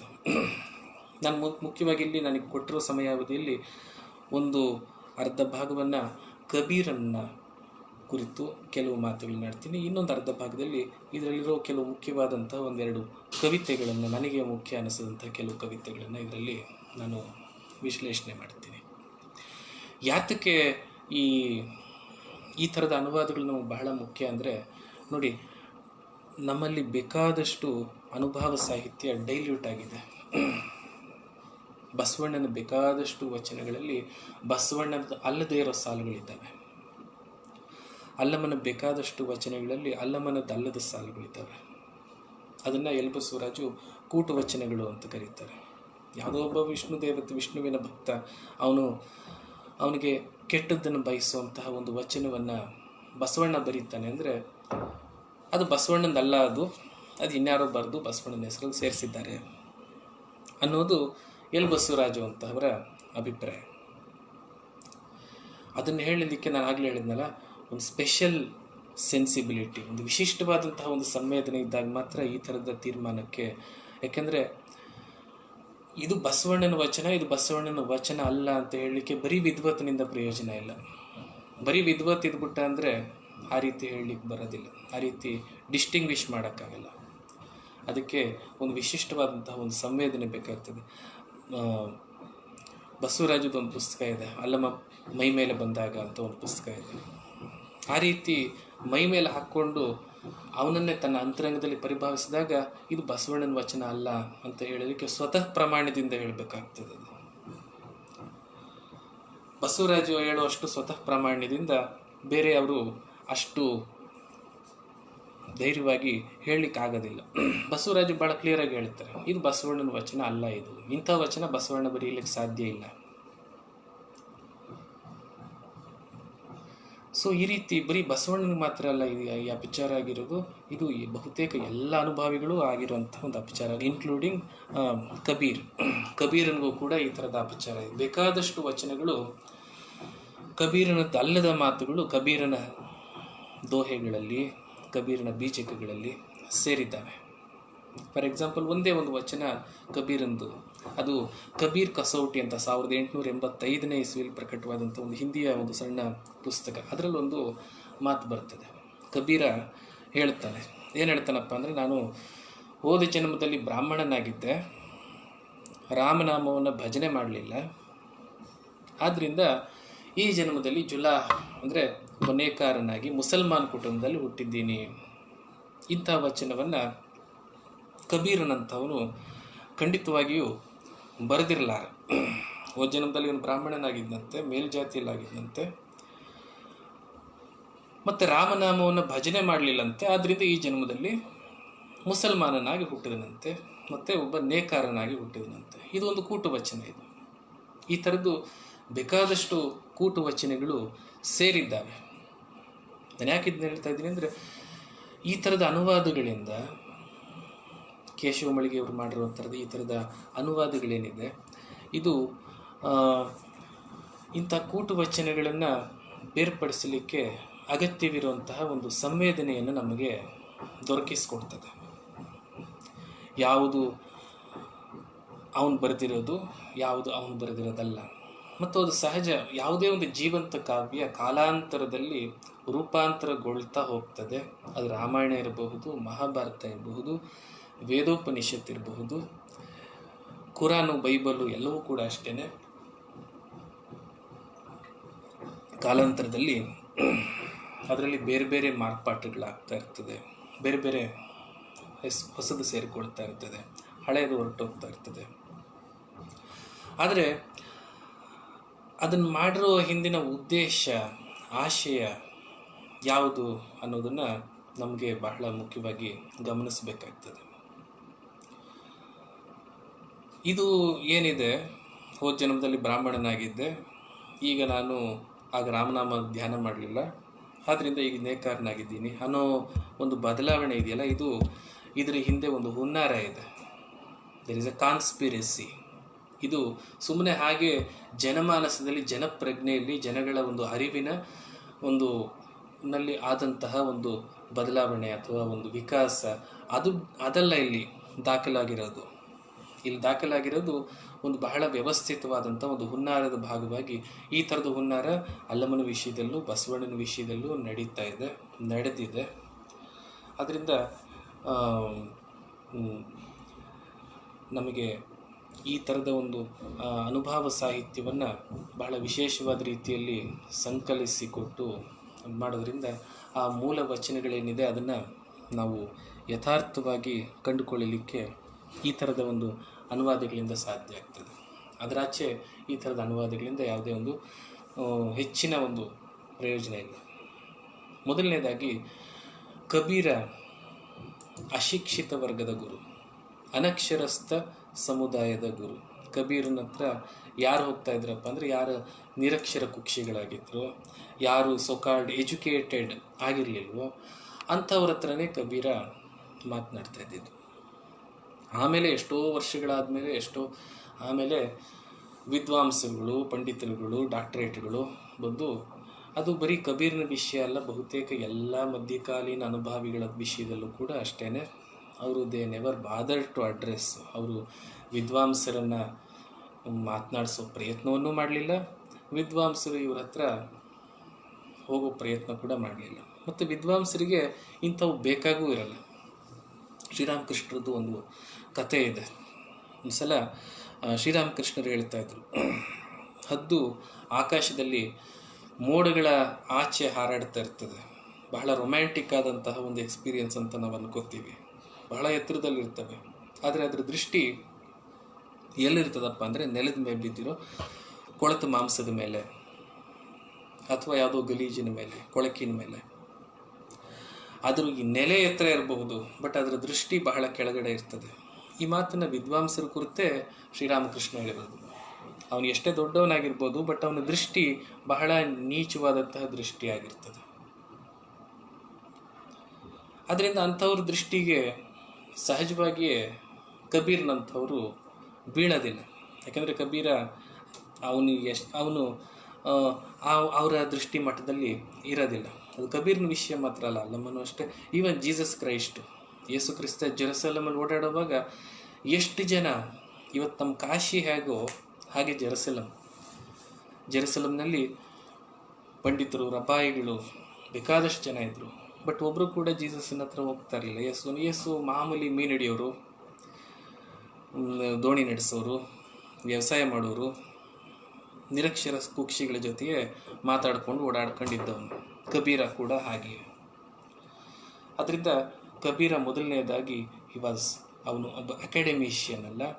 ಅಕಾಡೆಮಿಷಿಯನ್ಸನ್ನ ಬಹಳ ಲೇವಡಿ ಮಾಡಿ ಮಾತನಾಡ್ತಾನೆ.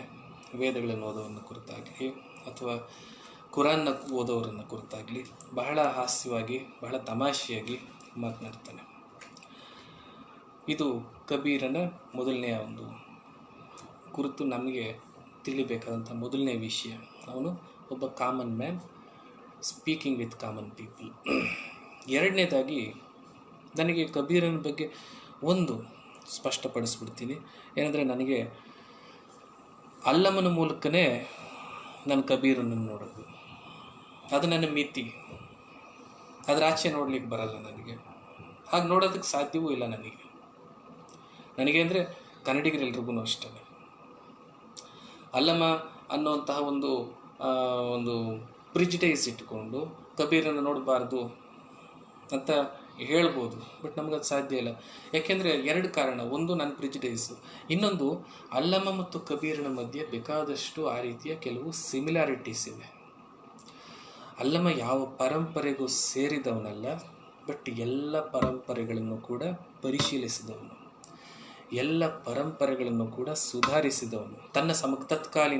ಅವನ ಸಮಕಾಲೀನವಾದಂತಹ ಹಲವಾರು, ಈಗ ಫಾರ್ ಎಕ್ಸಾಂಪಲ್ ಗೋರಕ್ಷ ಅವನು ತಾಂತ್ರಿಕ, ಸಿದ್ದರಾಮ ಅವನದೇ ಬೇರೆ, ಬಸವಣ್ಣನ ಪಥವೇ ಬೇರೆ, ಮುಕ್ತಾಯಕ್ಕನ ಮಾರ್ಗವೇ ಬೇರೆ, ಅಕ್ಕ ಮಹಾದೇವಿಯ ಮಾರ್ಗವೇ ಬೇರೆ.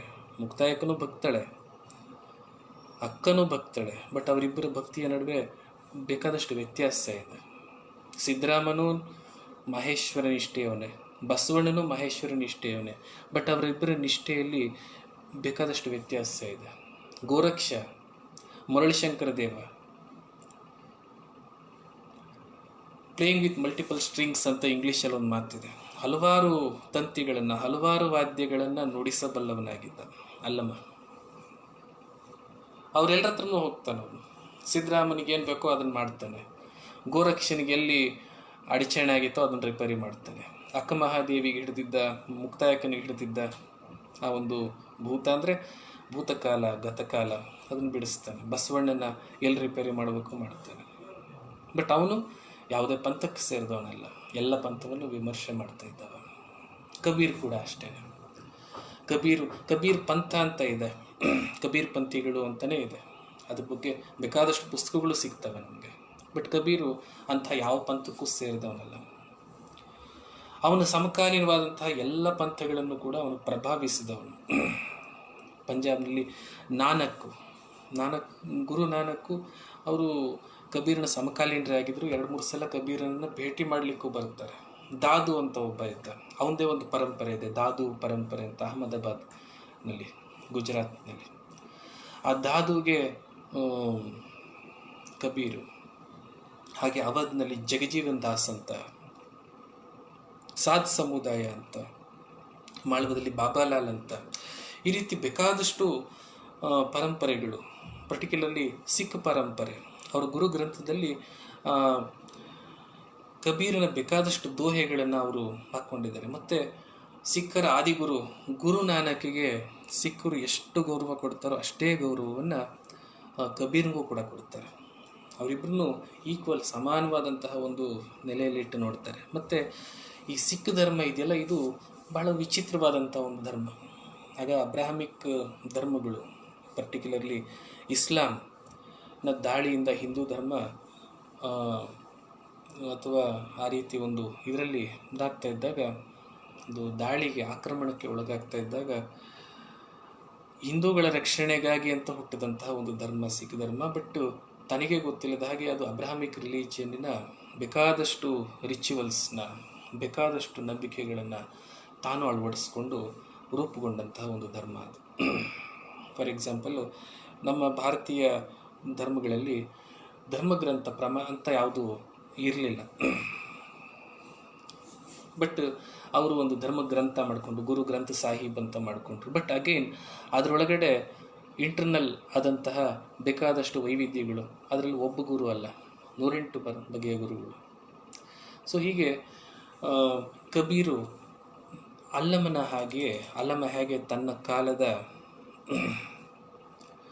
ಹಲವಾರು ಧರ್ಮಗಳಿಗೆ, ಹಲವಾರು ಪರಂಪರೆಗಳಿಗೆ ಒಬ್ಬ ಗುರುವಾದ, ಹಲವಾರು ಪರಂಪರೆಗಳನ್ನು ಅವನು ಬೆಳೆಸಿದವನು, ಹಲವಾರು ಅನುಭಾವಿಗಳನ್ನು ಉದ್ಧಾರ ಮಾಡಿದವನು. ಅನುಭಾವಿ ಅಂದರೆ ಅವನೊಬ್ಬ ತಾನು ಉದ್ಧಾರ ಆಗಿ ತನ್ನ ಪಾಡಿಗಿರೋನಲ್ಲ, ತನ್ನ ಜೊತೆಗಿರೋ 108 ಜನಗಳನ್ನು ಬೆಳೆಸುವಂತಹ ಕೆಲಸ ಅಲ್ಲಮನು. ಎರಡನೇದಾಗಿ ಹಿಂದಿ ಲಿಟ್ರೇಚರ್ ಅಂತ ನಾವೇನು ಕರಿತೀವಿ, ಹಿಂದಿ ಲಿಟ್ರೇಚರು ಕೂಡ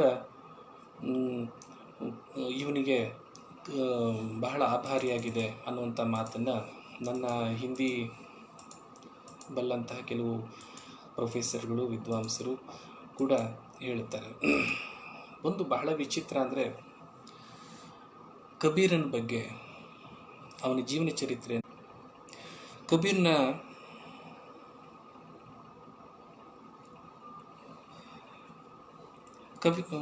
ಯಾಕೆ ಒಂದು ಸ್ವಲ್ಪ ಡಿಸ್ಕನೆಕ್ಟ್ ಆಯಿತು. ಕಬೀರ್ನ ಬದುಕನ್ನು ನೋಡಿದಾಗ ನಮಗೆ ಬಹಳ ಮುಖ್ಯವಾಗಿ ಗಮನಕ್ಕೆ ಬರೋದು ಬರೀ ಪವಾಡಗಳು ತುಂಬಿವೆ. ಪವಾಡ ಬಿಟ್ಟರೆ ಇನ್ನೇನು ಅವ್ನ ಲೈಫ್, ಅವ್ನು ಹುಟ್ಟಿದಾಗಿಂದ ಹಿಡಿದು ಅವ್ನು ಹುಟ್ಟಿದ್ದೇ ಪವಾಡ, ಬೆಳೆದಿದ್ದು ಪವಾಡ, ಮದುವೆ ಆದದ್ದು ಪವಾಡ, ಮಕ್ಕಳಾಗಿದ್ದು ಪವಾಡ, ಓಡಾಡ್ಕೊಂಡಿದ್ದು ಪವಾಡ, ಸತ್ತಾಗಲೂ ಪವಾಡ, ಸತ್ತ ಮೇಲೂ ಕೂಡ ಅವನ ಮೇಲೆ ಒಂದು ಚಾದರ್ ಹಾಕ್ತಾರಂತೆ, ಅವ್ನು ಹೆಣದ ಮೇಲೆ ಎತ್ತುತ್ತಾರಂತೆ. ಆಗ 2 ವೆರೈಟಿ ಹೂವುಗಳು, ಒಂದೂರಲ್ಲಿ ಒಂದು ವೆರೈಟಿಯ ಹೂವನ್ನು ಮುಸಲ್ಮಾನರು ತೊಗೊಂಡೋಗಿ ಗೋರಿ ಕಟ್ತಾರೆ, ಇನ್ನೊಂದು ವೆರೈಟಿಯ ಹೂವನ್ನು ಹಿಂದೂಗಳು ತೊಗೊಂಡೋಗಿ ಗೋರಿ ಕಟ್ತಾರೆ. ಪೂರ್ತಿ ಇದೇನೆ ಪವಾಡಗಳೇ. ಇಷ್ಟೊಂದು ಪವಾಡಗಳು ಮನುಷ್ಯನಲ್ಲಿ. ಪವಾಡ ಅಂದರೆ ಅರ್ಥನೇ ಲೈಫಲ್ಲಿ ಆಗುವಂಥ ಯಾವುದೋ ಒಂದು ಆಕಸ್ಮಿಕ, ಏನೇನೋ ಪವಾಡ ಆಗೋಯ್ತು ಅಂತಂದರೆ ಏನೋ ಒಂದು ಆಕಸ್ಮಿಕ ಆಗೋಯ್ತು. ಬಟ್ ಪವಾಡವೇ ರೂಟೀನ್ ಆಗೋಗಿದೆ. ಕಾಮನ್ ಆದಂತಹ ಸಾಮಾನ್ಯವಾದಂತಹ ಬದುಕು ಅವನಿಗೆ ಪವಾಡ ಆಗಿದೆ. ಪವಾಡವೇ ಸಾಮಾನ್ಯವಾದ ಬದುಕಾಗಿದೆ. ಅವನ ಹೆಸರು ಕೂಡ ಬಹಳ ನಿಗೂಢವಾದ್ದು. ಅನುಭಾವಿ ಅಂದರೆ ಅರ್ಥ, ಮಿಸ್ಟಿಕ್ ಅಂದರೆ ಅರ್ಥ ಮಿಸ್ಟ್ರಿ ಅಂತ. ಬೇಕಾದಷ್ಟು ಮಿಸ್ಟರಿ ಇದೆ ಅದರಲ್ಲಿ, ನಿಗೂಢ ಇದೆ ಅಂತ. ಬಟ್ ತೀರಾ ಅದನ್ನು ವಾಚ್ಯದ ನೆಲೆಗೆ ತೊಗೊಂಡೋಗ್ಬಿಡ್ಬಾರ್ದು. ಅವನ ಹೆಸರು ಮಿಸ್ಟ್ರಿ, ಅವನು ಹುಟ್ಟಿದ್ದು ಮಿಸ್ಟ್ರಿ, ಅವನ ಧರ್ಮ ಯಾವುದು ಅನ್ನೋದು ಮಿಸ್ಟ್ರಿ, ಅವನಿಗೆ ಮದುವೆ ಆಗಿತ್ತು ಅನ್ನೋದು ಮಿಸ್ಟ್ರಿ. ಕೆಲವ್ರು ಹೇಳ್ತಾರೆ ಮದುವೆನೇ ಆಗಿರಲಿಲ್ಲ ಅವನಿಗೆ, ಇನ್ನು ಕೆಲವ್ರು ಹೇಳ್ತಾರೆ ಮದುವೆ ಆಗಿತ್ತು. ಇದು ಬರೀ ಕಬೀರನಿಗೆ ಸಂಬಂಧಪಟ್ಟಂತಹ ವಿಷಯ ಅಲ್ಲ, ಭಾರತದ ಬಹುತೇಕ ಎಲ್ಲ ಅನುಭವಿಗಳ ಕಥೆಯೂ ಇದೆ. ಭಾರತ ಏನು ಒಟ್ಟಾರೆ ಅನುಭವ ಪರಂಪರೆಯಲ್ಲಿಯೇ ಈ ಒಂದು ಇದನ್ನು ನಾವು ಕಾಣ್ತೀವಿ. ಅಲ್ಲಮನ ವಿಷಯದಲ್ಲೂ ಇದನ್ನು ಕಾಣ್ತೀವಿ. ಕಾಮಲತೆ ಅಲ್ಲಮನಿಗೆ ಪ್ರೇಯಸಿಯಾಗಿದ್ದಳೆ, ಹೆಂಡತಿಯಾಗಿದ್ದಳೆ, ಗೊತ್ತಿಲ್ಲ ನಮಗೆ. ಅವನು ಮದುವೆ ಆಗಿದ್ದೆ, ಅದು ಗೊತ್ತಿಲ್ಲ ಅವನು. ಇದು ಜೀಸಸ್ ವಿಷಯದಲ್ಲೂ ಅಷ್ಟೇ. ಜೀಸಸ್ಗೆ ಮದುವೆ ಆಗಿತ್ತೆ ಅನ್ನೋದಕ್ಕೆ ಒಂದಷ್ಟು ಥೀಸಿಸ್ ಇವೆ, ಮದುವೆ ಆಗಿರಲಿಲ್ಲ ಅನ್ನೋದಕ್ಕೆ ಒಂದಷ್ಟು, ಜೀಸಸ್ಗೆ ಒಂದಷ್ಟು ಮಕ್ಕಳಿದ್ರು ಅನ್ನೋದಕ್ಕೆ. ನಾನಾಗಲೇ ಹೇಳಿದೆ, ಶ್ರೀರಾಮಕೃಷ್ಣ ಪರಮಹಂಸರ ಒಂದು ಉದಾಹರಣೆ ಕೊಟ್ಟೆ. ಹದ್ದು ಆಕಾಶದಲ್ಲಿ ಹಾರ್ತಾ ಇದ್ರು, ಅದರ ದೃಷ್ಟಿ ಅಲ್ಲಿ ಕೆಳಗಡೆ ಕೊಳತೆ ಹೆಣದ ಮೇಲೆ ಇರ್ತದಲ್ಲ. ಇದು ಒಬ್ಬ ವಿದ್ವಾಂಸನಿಗೆ ಯಾವುದು ಮುಖ್ಯ ಅಂದರೆ ಇಂಥವು ಮುಖ್ಯ. ಕಬೀರಂಗೆ ಮದುವೆ ಆಗಿತ್ತ, ಜೀಸಸ್ಗೆ ಅನೈತಿಕ ಸಂಬಂಧ ಇತ್ತೆ, ಮೇರಿ ಮ್ಯಾಗ್ಡಲಿನ್ ಜೊತೆ ಅವನಿಗೆ ಏನಿತ್ತು, ಇಂಥದ್ದು ಇದ್ರೆಷ್ಟು ಬಿಟ್ರೆಷ್ಟು, ನಮಗೇನಾಗಬೇಕಂದ್ರೆ. ಬಟ್ ಅವರಿಗೆ ಈ ಥರದ ಕ್ಯೂರಿಯಾಸಿಟಿಗಳು, ಇದನ್ನು ವಿದ್ವತ್ತು ಅಂತ ಕರಿತೀವಿ ನಾವು. ಮತ್ತು ಅವನ ಕಾಲಾವಧಿ ಕೂಡ 14ನೇ ಶತಮಾನದಿಂದ 16ನೇ ಶತಮಾನದ ತನಕ ಹೇಳಿದ್ದಾರೆ. ರಾಮಾನಂದ, ಅವ್ರ ಗುರು ರಾಮಾನಂದ 14ನೇ ಶತಮಾನದವನು, ಇವನು 14ನೇ ಅಂದರೆ 200 ವರ್ಷದ ಗ್ಯಾಪ್ನಲ್ಲಿ ಅವರಿಬ್ಬರು ಹೇಗೆ ಸೇರಿದ್ರು. ಹೀಗಾಗಿ ಬಹಳ ಒಂದು ಗೊಂದಲ ಇದೆ ಕಬೀರನ ವಿಷಯದಲ್ಲಿ. ಇದು ಬರೀ ಕಬೀರ ಅಂತಲ್ಲ, ಎಲ್ಲ ಅನುಭವಿಗಳ ವಿಷಯದಲ್ಲೂ ನಾವು ಈ ಥರದ ಒಂದು ಗೊಂದಲವನ್ನು ಕಾಣ್ತೀವಿ. ಈವನ್ ಅವನ ಆರಾಧ್ಯ ದೈವ, ಕಬೀರನ ಆರಾಧ್ಯ ದೈವ ಯಾರು? ರಾಮ ಅಂತಾನೆ, ಬಟ್ ನನ್ನ ಆರಾಧ್ಯ ದೈವ ದಶರಥ ರಾಮ ಅಲ್ಲ ಅಂತಾನೆ ಇನ್ನೊಂದು ಕಡೆ ಕ್ಲಿಯರ್ ಆಗಿ ಹೇಳ್ತಾನೆ. ಅವನ ಧರ್ಮ ಯಾವುದು ಅನ್ನೋದು ಕೂಡ ಒಂದು ಗೊಂದಲಮಯವಾಗಿದೆ. ಮುಸಲ್ಮಾನರು ಅವನನ್ನು ಕಾಫಿರ್ ಅಂತ ಕರೀತಾ ಇದ್ರು, ಹಿಂದೂಗಳು ಅವನನ್ನು ಅಸ್ಪೃಶ್ಯ ಅಂತ ಕರೀತಾ ಇದ್ರು. ಹಾಗಾಗಿ ಅವನು ಮುಸಲ್ಮಾನರಿಗೂ ಬೇಡವಾದವನಾಗಿದ್ದ, ಹಿಂದೂಗಳಿಗೂ ಬೇಡವಾದವನಾಗಿದ್ದ. ಒಂದು ರೀತಿ ಆ ನೆಲೆಯೇ ಅವನು ಬಯಸಿ ಆರಿಸ್ಕೊಂಡಿದ್ದಂತಹ ನೆಲೆ ಅಂತಾನೆ. ಯಾಕೆಂದರೆ ಇಸ್ಲಾಮಲ್ಲಿ ಗುರು ಶಿಷ್ಯ ಅನ್ನೋ ಕಾನ್ಸೆಪ್ಟ್ ಇಲ್ಲ. ಅಲ್ಲಿ ಗುರು ಒಬ್ಬನೇ, ಅಲ್ಲ ಒಬ್ಬನೇ ಗುರು, ಇನ್ಯಾವನು ಗುರು ಅಂತವನ್ನೆಲ್ಲ ಇಲ್ವೇ ಇಲ್ಲ. ಬಟ್ ಇವನು ಗುರು ಮತ್ತು ಶಿಷ್ಯ ಅನ್ನೋ ಕಲ್ಪನೆಯನ್ನು ಒಪ್ಕೊಳ್ತಾನೆ. ನನ್ನ ಗುರು ರಾಮಾನಂದ ಅಂತ ಬಹಳ ಹೆಮ್ಮೆಯಿಂದ ಹೇಳ್ಕೊತಾನೆ. ಅದು ಯಾವ ಮುಸ್ಲಿಮರು ಕೂಡ ಅದು ಒಪ್ಕೊಳ್ಳೋಕ್ಕಾಗ್ತಾ ಇರಲಿಲ್ಲ. ಅವನು ಆ್ಯಕ್ಚುಲಿ ಹೋಗಿ ರಾಮಾನಂದರನ್ನು ಕೇಳ್ತಾನೆ. ಈ ಗುರು ಶಿಷ್ಯ ಅನ್ನೋ ಕಾನ್ಸೆಪ್ಟ್ ಕೂಡ ಬಹಳ ವಿಚಿತ್ರವಾದದ್ದು. ಯಾರು ಗುರು ಯಾರು ಶಿಷ್ಯ ಒಂದೊಂದ್ಸಲ ಕನ್ಫ್ಯೂಸ್ ಆಗೋಗುತ್ತೆ. ನೀವು ವಚನ ಸಾಹಿತ್ಯ ಓದಿದಾಗ್ಲೂ ಕೆಲವು ಕಡೆ ಬಸವಣ್ಣ ಅಲ್ಲಮ್ಮನಿಗೆ ಗುರು ಆಗಬೇಕೆ ಶಿಷ್ಯನಾಗಬೇಕೆ, ಅಥವಾ ಅಕ್ಕ ಮಹಾದೇವಿ ಅಲ್ಲಮ್ಮನಿಂದ ಕಲಿತಲೆ ಅಥವಾ ಅಲ್ಲಮ್ಮನಿಗೆ ಕಲಿಸಿದ್ಲೆ, ಎಷ್ಟೋ ಸಲ ಅದು ಗೊತ್ತಾಗಲ್ಲ ನಮಗೆ. ಯಾಕೆಂದರೆ ಅವರು ಹಾಗೆ ಮಾತಾಡ್ತಿರ್ತಾರೆ. ಇಬ್ಬರು ಮ್ಯೂಚುವಲಿ ಒಬ್ರಿಗೊಬ್ರು ಗುರು, ಮ್ಯೂಚುವಲಿ ಒಬ್ರಿಗೊಬ್ರು ಶಿಷ್ಯ ಅನ್ನೋ ರೀತಿಯಲ್ಲಿಯೇ ಈ ರಾಮಾನಂದ ಮತ್ತು ಕಬೀರ ಕೂಡ ಹಾಗೆ. ರಾಮಾನಂದನನ್ನು ಅವು ಕೇಳ್ತಾನಂತೆ ಕಬೀರ, ಈ ರೀತಿ ನಾನು ನಿಮ್ಮ ಶಿಷ್ಯನಾಗಬೇಕು, ನನ್ನನ್ನು ಸ್ವೀಕರಿಸ್ಕೊಳ್ಳಿ. ನೀನು ಮುಸಲ್ಮಾನನನ್ನು ಅಸ್ಪೃಶ್ಯ, ನೀನು ಮುಟ್ಟಲ್ಲ. ಹೌದಾ, ಸರಿ ಮಾಡ್ತೀನಿ ತಡೀರಿ ಅಂದ್ಬಿಟ್ಟು ರಾಮಾನಂದರು ಪ್ರತಿದಿನ ಗಂಗಾ ನದಿಯಲ್ಲಿ ಅಲ್ಲಿ ಯಾವುದೋ ಒಂದು ಘಾಟ್ಗೆ ಹೋಗಿ ಸ್ನಾನ ಮಾಡಿ ಬೆಳಗಿನ ಜಾವ ಕತ್ಲೆಯಲ್ಲಿ ಮಬ್ಬುಗತ್ಲೆ ಇವನು ಹೋಗಿ ಮೆಟ್ಲ ಮೇಲೆ ಉದ್ದಕ್ಕೆ ಮಲಗಿಬಿಟ್ಟ. ರಾಮಾನಂದರು ಸ್ನಾನ ಮಾಡಿಕೊಂಡು ಗಂಗಾ ನದಿಯಲ್ಲಿ ಮೆಟ್ಲು ಹತ್ಕೊಂಡ್ಬರ್ತಾರೆ. ಅಲ್ಲಿ ಮಲಗಿದ್ದಾನೆ, ಕಾಣಲಿಲ್ಲ. ಅವನ ತಲೆ ಮೇಲೆ ಕಾಲಿಟ್ಬಿಟ್ಟು ಅಯ್ಯೋ ರಾಮ ಅಂದ್ಬಿಡ್ತಾರೆ. ಹೋಗ್ಬಿಡಿ, ಮಂತ್ರದೀಕ್ಷೆ ಸಿಕ್ತು ನನಗೆ, ನೀವು ನಿಮ್ಮ ಪಾದವನ್ನು ನನ್ನ ತಲೆಗೆ ಸ್ಪರ್ಶ ಮಾಡಿ ರಾಮ ಮಂತ್ರದ ಜಪವನ್ನು ಉಪದೇಶ ಮಾಡಿದ್ದೀರಿ, ಈಗ ನಾನು ನಿಮ್ಮ ಶಿಷ್ಯನಾಗ್ಬಿಟ್ಟೆ ಅಂತ ಅವನು ಹೇಳ್ತಾನಂತೆ. ಇದೊಂದು ಐತಿಹ್ಯ ಇದೆಲ್ಲ.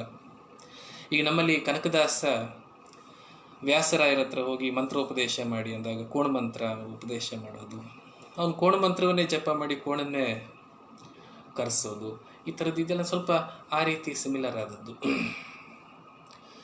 ಸರಿ, ಅವನು ಎಲ್ಲ ಕಡೆ ಹೇಳ್ಕೊಂಡು ಓಡಾಡ್ತಾ ಇದ್ದಂತೆ ಕಬೀರ. ನನ್ನ ಗುರು ರಾಮಾನಂದರು ನನಗೆ ಮಂತ್ರೋಪದೇಶ ಮಾಡಿದ್ದಾರೆ, ರಾಮ ಮಂತ್ರ ಉಪದೇಶವನ್ನು ಮಾಡಿದ್ದಾರೆ.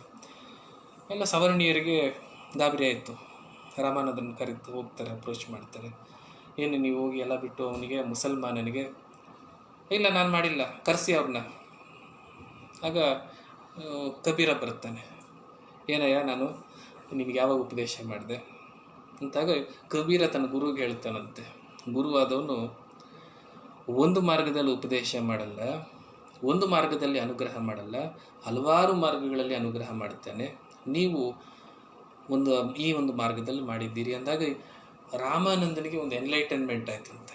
ಶಿಷ್ಯ ಹೀಗಂದಾಗ, ನಾನೇ ಮೌಢ್ಯದಲ್ಲಿ ಅಂಧಕಾರದಲ್ಲಿ ಬಿದ್ದೋಗಿದ್ನಲ್ಲ, ಇವನು ನನಗೆ ಕಣ್ಣು ತೆರೆಸ್ದ ಅಂತೇಳಿ, ಇಲ್ಲ ನೀವು ನನ್ನ ಶಿಷ್ಯನೇ ಅಂತ ಒಪ್ಕೊಳ್ತಾರೆ ಅನ್ನೋದು ಒಂದು ದಂತಕಥೆ. ಇದು ನಮಗೆ ಮೇಲ್ನೋಟಕ್ಕೆ ಇದು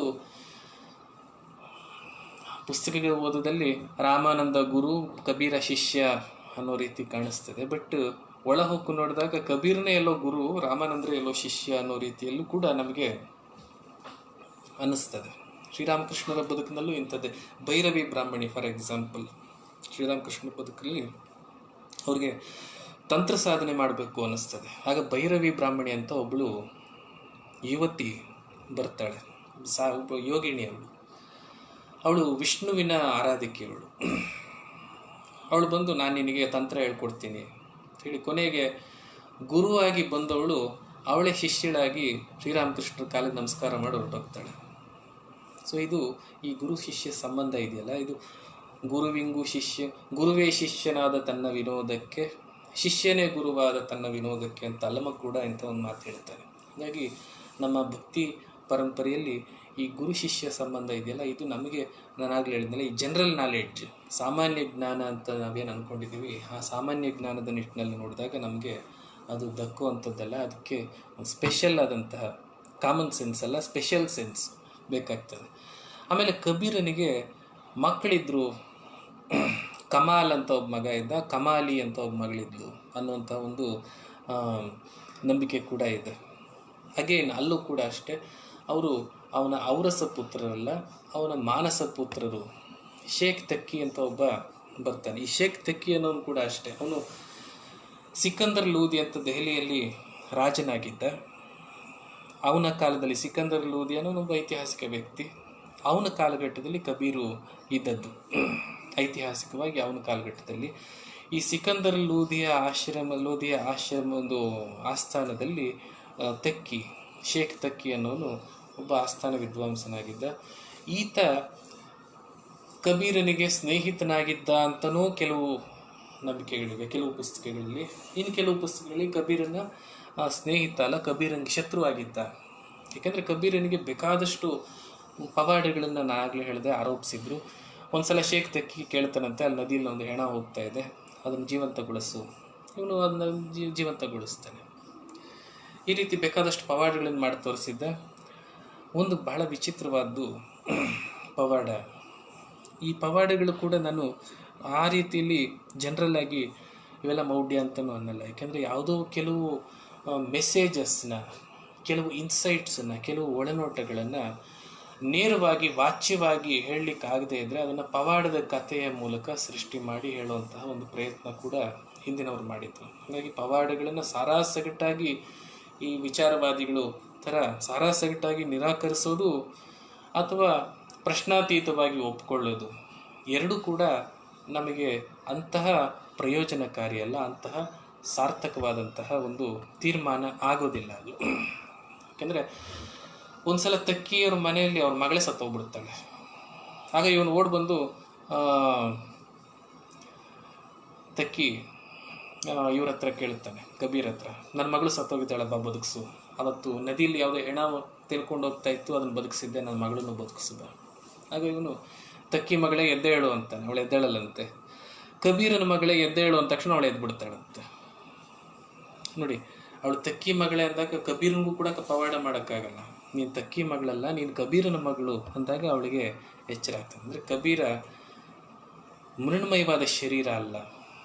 ಯಾರು ಮೃಣ್ಮಯವಾದ ಶರೀರವಲ್ಲವೋ ಅವನ ಮಗಳಿಗೆ ಕೂಡ ಮೃಣ್ಮಯತೆ ಇಲ್ಲ ಅನ್ನುವಂಥ ಒಂದು ಮೆಸೇಜು ಈ ಥರದ ಒಂದು ಕಥೆಗಳಲ್ಲಿವೆ. ಈ ಕಮಾಲಿ ಬೆಳೆದ ದೊಡ್ಡವಳಾದ್ಮೇಲೆ ಒಂದು ಸಲ ಗಂಗಾ ನದಿಯಲ್ಲಿ ನೀರು ತಗೊಂಡು ಬರ್ತಾಯಿದ್ಲು. ಆಗ ಇವನು ಯಾರೋ ಒಬ್ಬ ಬ್ರಾಹ್ಮಣ ಬರ್ತಾನಂತೆ. ಬ್ರಾಹ್ಮಣ ಬಂದು, ನಾನು ತುಂಬ ಬಾಯಾರಿಕೆ ಆಗ್ತಾಯಿದೆ, ಸ್ವಲ್ಪ ನೀರು ಕೊಡಮ್ಮ ಅಂತ ಕೇಳ್ತಾನೆ. ಅವಳು ಆ ಬಿಂದಿಗೆಯಿಂದ ನೀರನ್ನು ಹಾಕ್ತಾಳೆ, ನೀರು ಕುಡಿತಾನೆ. ನೀರು ಕುಡಿದ್ಮೇಲೆ, ಯಾರು ನೀನು, ಯಾವ ಜಾತಿ? ನಾನು ಮುಸಲ್ಮಾನು ಅಥವಾ ಯಾವುದೋ ಅಸ್ಪೃಶ್ಯ ಜಾತಿ ಅಂದ ತಕ್ಷಣ ಅವನಿಗೆ ಶಾಕ್ ಆಗೋಗುತ್ತೆ ಆ ಬ್ರಾಹ್ಮಣನಿಗೆ. ನೀರು ಕುಡಿಯೋಷ್ಟು ಕಾಲ ಅವನಿಗೆ ಜಾತಿ ಗೀತಿ ನೆನಪಾಗಲ್ಲ. ನೀರು ಕುಡಿದ್ಮೇಲೆ, ಅಯ್ಯೋ ನೀನು ಇಂಥ ಜಾತಿಯೇ, ನನ್ನ ಜಾತಿ ಕೆಟ್ಟೋಯ್ತು ನಂದು, ನಾನು ಏನು ಮಾಡಲಿ, ನನಗೆ ಗೊತ್ತಿಲ್ಲ, ನೀನು ಬಾ, ನಮ್ಮ ಅಪ್ಪ ಇದ್ದಾರಲ್ಲಿ, ಅವ್ರ ಹತ್ರ ಮಾತಾಡು. ಆಗ ಕಬೀರ್ ಹತ್ರ ಹೋಗ್ತಾನೆ. ನೋಡಿ, ನಿನ್ನ ಮಗಳು ನನ್ನ ಜಾತಿ ಕೆಡಿಸ್ಬಿಟ್ಲು, ನಿನ್ನ ಮಗಳಿಂದಾಗಿ ನಾನೀಗ ಸೂತ್ಕ ಆಗೋಯ್ತು. ಆಗ ಕಬೀರ್ ಅವನು ಕೇಳ್ತಾನಂತೆ, ಯಾವ ನೀರು ಕುಡಿದೆ ನೀನು? ಗಂಗಾ ನದಿ ನೀರು. ಆ ನದಿಯಲ್ಲಿ ಮೀನುಗಳಿವೆ, ಕಪ್ಪೆಗಳಿವೆ, ಕೊಳೆತ ಎಲೆಗಳಿವೆ, ಕೊಳೆತ ಶವಗಳು ತೇಲ್ಕೊಂಡು ಹೋಗ್ತಾ ಇರ್ತದೆ, ಅದ್ಯಾವುದು ನಿನಗೆ ಮೈಲಿಗೆ ಮಾಡಲಿಲ್ವೇ ಅಂತ ಕೇಳಿದಾಗ ಆ ಬ್ರಾಹ್ಮಣನಿಗೆ ಜ್ಞಾನೋದಯ ಆಗುತ್ತೆ. ನಾನು ತಪ್ಪು ಮಾಡಿದೆ ಅಂಥೇಳಿ ಅವನ ಶಿಷ್ಯನಾಗ್ತಾನಂತೆ. ಆಗ ಅವನಲ್ಲಿ ಉಂಟಾದ ಪರಿವರ್ತನೆಯನ್ನು ಮನಗಂಡು ಕಬೀರ ತನ್ನ ಮಗಳು ಕಮಾಲಿಯನ್ನು ಅವನಿಗೆ ಕೊಟ್ಟು ಮದುವೆ ಮಾಡ್ತಾಳೆ ಅನ್ನೋದು ಒಂದು ಐತಿಹ್ಯ. ಈ ಥರದ್ದು ಬೇಕಾದಷ್ಟು ಐತಿಹ್ಯಗಳಿವೆ. ಆಮೇಲೆ ಕಬೀರನಿಗೂ ಮತ್ತು ಯೇಸು ಕ್ರಿಸ್ತ, ಯಾಕೆಂದರೆ ಆ ಕಾಲಕ್ಕಾಗಲೇ ಉತ್ತರ ಭಾರತದಲ್ಲಿ ಈ ಕ್ರಿಶ್ಚಿಯಾನಿಟಿ ಸಾಕಷ್ಟು ಪ್ರಚಾರಗೊಂಡಿತ್ತು. ಅದರಿಂದ ಆ ಒಂದು ಧರ್ಮದ ಪ್ರಭಾವವೂ ಇದೆ ಅಂತ ಕೆಲವು ವಿದ್ವಾಂಸರು ಹೇಳ್ತಾರೆ. ಯಾಕೆಂದರೆ ಯೇಸು ಕ್ರಿಸ್ತನ ಬದುಕಿನ ಬೇಕಾದಷ್ಟು ಅಂಶಗಳನ್ನು ನಾವು ಕಬೀರನ ಬದುಕಿನಲ್ಲೂ ಕೂಡ ಕಾಣಬಹುದು. ಫಾರ್ ಎಕ್ಸಾಂಪಲ್ಲು, ಯೇಸು ಕ್ರಿಸ್ತ ಕನ್ಯೆಗೆ ಜನಿಸಿದ, ವರ್ಜಿನ್ ಮೇರಿಗೆ ಜನಿಸಿದ ಅಂತ. ಹಾಗೆಯೇ ಕಬೀರನ ಕೂಡ ಆ ರೀತಿ ಪವಾಡ ಸದೃಶವಾದ ರೀತಿಯಲ್ಲಿ ಒಬ್ಬ ಬ್ರಾಹ್ಮಣ ವಿಧವೆಗೆ ಜನಿಸಿದಂತೆ. ಒಬ್ಬ ಬ್ರಾಹ್ಮಣ ವಿಧವೆಗೆ ಹೇಗೆ ಮಗು ಆಗುತ್ತೆ? ಅವರಪ್ಪ ಅವಳನ್ನೆಲ್ಲೋ ಯಾವುದೋ ಜಾತ್ರೆ ಕರ್ಕೊಂಡು ಹೋಗಿದಾಗ ಅಲ್ಲಿ ಯಾವುದೋ ಒಬ್ಬ ಮುನಿ ಅವಳನ್ನು ಅನುಗ್ರಹಿಸಿ ಕಳಿಸ್ತಾನೆ ಅನ್ನುವಂಥ ಒಂದು ನಂಬಿಕೆ ಇದೆ. ಆಮೇಲೆ ಬೈಬಲ್ನಲ್ಲಿ ಒಂದು ಯೇಸು ಕ್ರಿಸ್ತನ ಬಹಳ ಪ್ರಸಿದ್ಧವಾದಂಥ ಒಂದು ಮಾತಿದೆ. ಏನಂದರೆ, ಒಂದು ಸೂಜಿಯ ಕಣ್ಣಿನೊಳಗಡೆಯಿಂದ ಒಂಟೆ ಹಾದು ಹೋಗ್ತದೆ, ಪ್ರವೇಶ ಮಾಡಬಹುದು. ಆದರೆ ಶ್ರೀಮಂತನ ಮಾತ್ರ ಸ್ವರ್ಗಲೋಕದೊಳಗಡೆ ಪ್ರವೇಶ ಇಲ್ಲ. It is easy for a camel to pass through the eye of a needle than a rich man to enter into the kingdom of God ಅಂತ ಯೇಸುವಿನ ಬಹಳ ಪ್ರಸಿದ್ಧವಾದಂಥ ವಚನ. ಸಿಮಿಲರ್ ಇದೇ ಥರದ ಒಂದು ದೋಹೆ ಕಬೀರ್ನಲ್ಲೂ ಇದೆ. ಕಬೀರ ಕೂಡ ಒಂಟೆ ಕಣ್ಣು ಅಂತ ಅನ್ನೋ ಪದವನ್ನೇ ಬಳಸ್ತಾನೆ. ಸೊ ಈ ಥರದ ಒಂದು ಇದರಲ್ಲಿ ಬೇಕಾದಷ್ಟು ಯೇಸು ಕ್ರಿಸ್ತನಿಗೂ ಮತ್ತು ಇವನಿಗೂ ಸಿಮಿಲಾರಿಟೀಸು ಇರೋದನ್ನು ವಿದ್ವಾಂಸರು ಗುರುತಿಸಿದ್ದಾರೆ. ಆಮೇಲೆ ಕಬೀರ ಅವನ ಕುರಿತಾದಂಥ ಇತಿಹಾಸವನ್ನು ಗಮನಿಸಿದ್ರೆ ಅವನು ಕೂಡ ಅಲ್ಲಮನ ರೀತಿಯಲ್ಲಿ, ನಾನು ಆಗಲೇ ಮತ್ತೆ ಹೇಳ್ತಾ ಇದ್ದೀನಿ, ಅಲ್ಲಮನಿಗೂ ಇವನಿಗೂ ಬೇಕಾದಷ್ಟು ಸಿಮಿಲಾರಿಟಿ ಇದೆ. ಅಲ್ಲಮ ಹೇಗೆ ಬಹುದಕ ಅಂದರೆ ಹಲವಾರು ಪ್ರದೇಶಗಳಲ್ಲಿ ಸಂಚರಿಸ್ತಾ ಇದ್ದನು, ಇವನು ಕೂಡ ಹಲವಾರು ಪ್ರದೇಶಗಳಲ್ಲಿ ಸಂಚರಿಸ್ತಾ ಇದ್ದ, ಬೇರೆ ಬೇರೆಯ ಜಾಗಗಳಿಗೆ ಹೋಗ್ತಾ ಇದ್ದ ಅನ್ನುವಂಥ ಒಂದು ನಂಬಿಕೆ ಅಥವಾ ಒಂದು ಈ ಐತಿಹಾಸಿಕವಾಗಿ ದಾಖಲಾಗಿದೆ.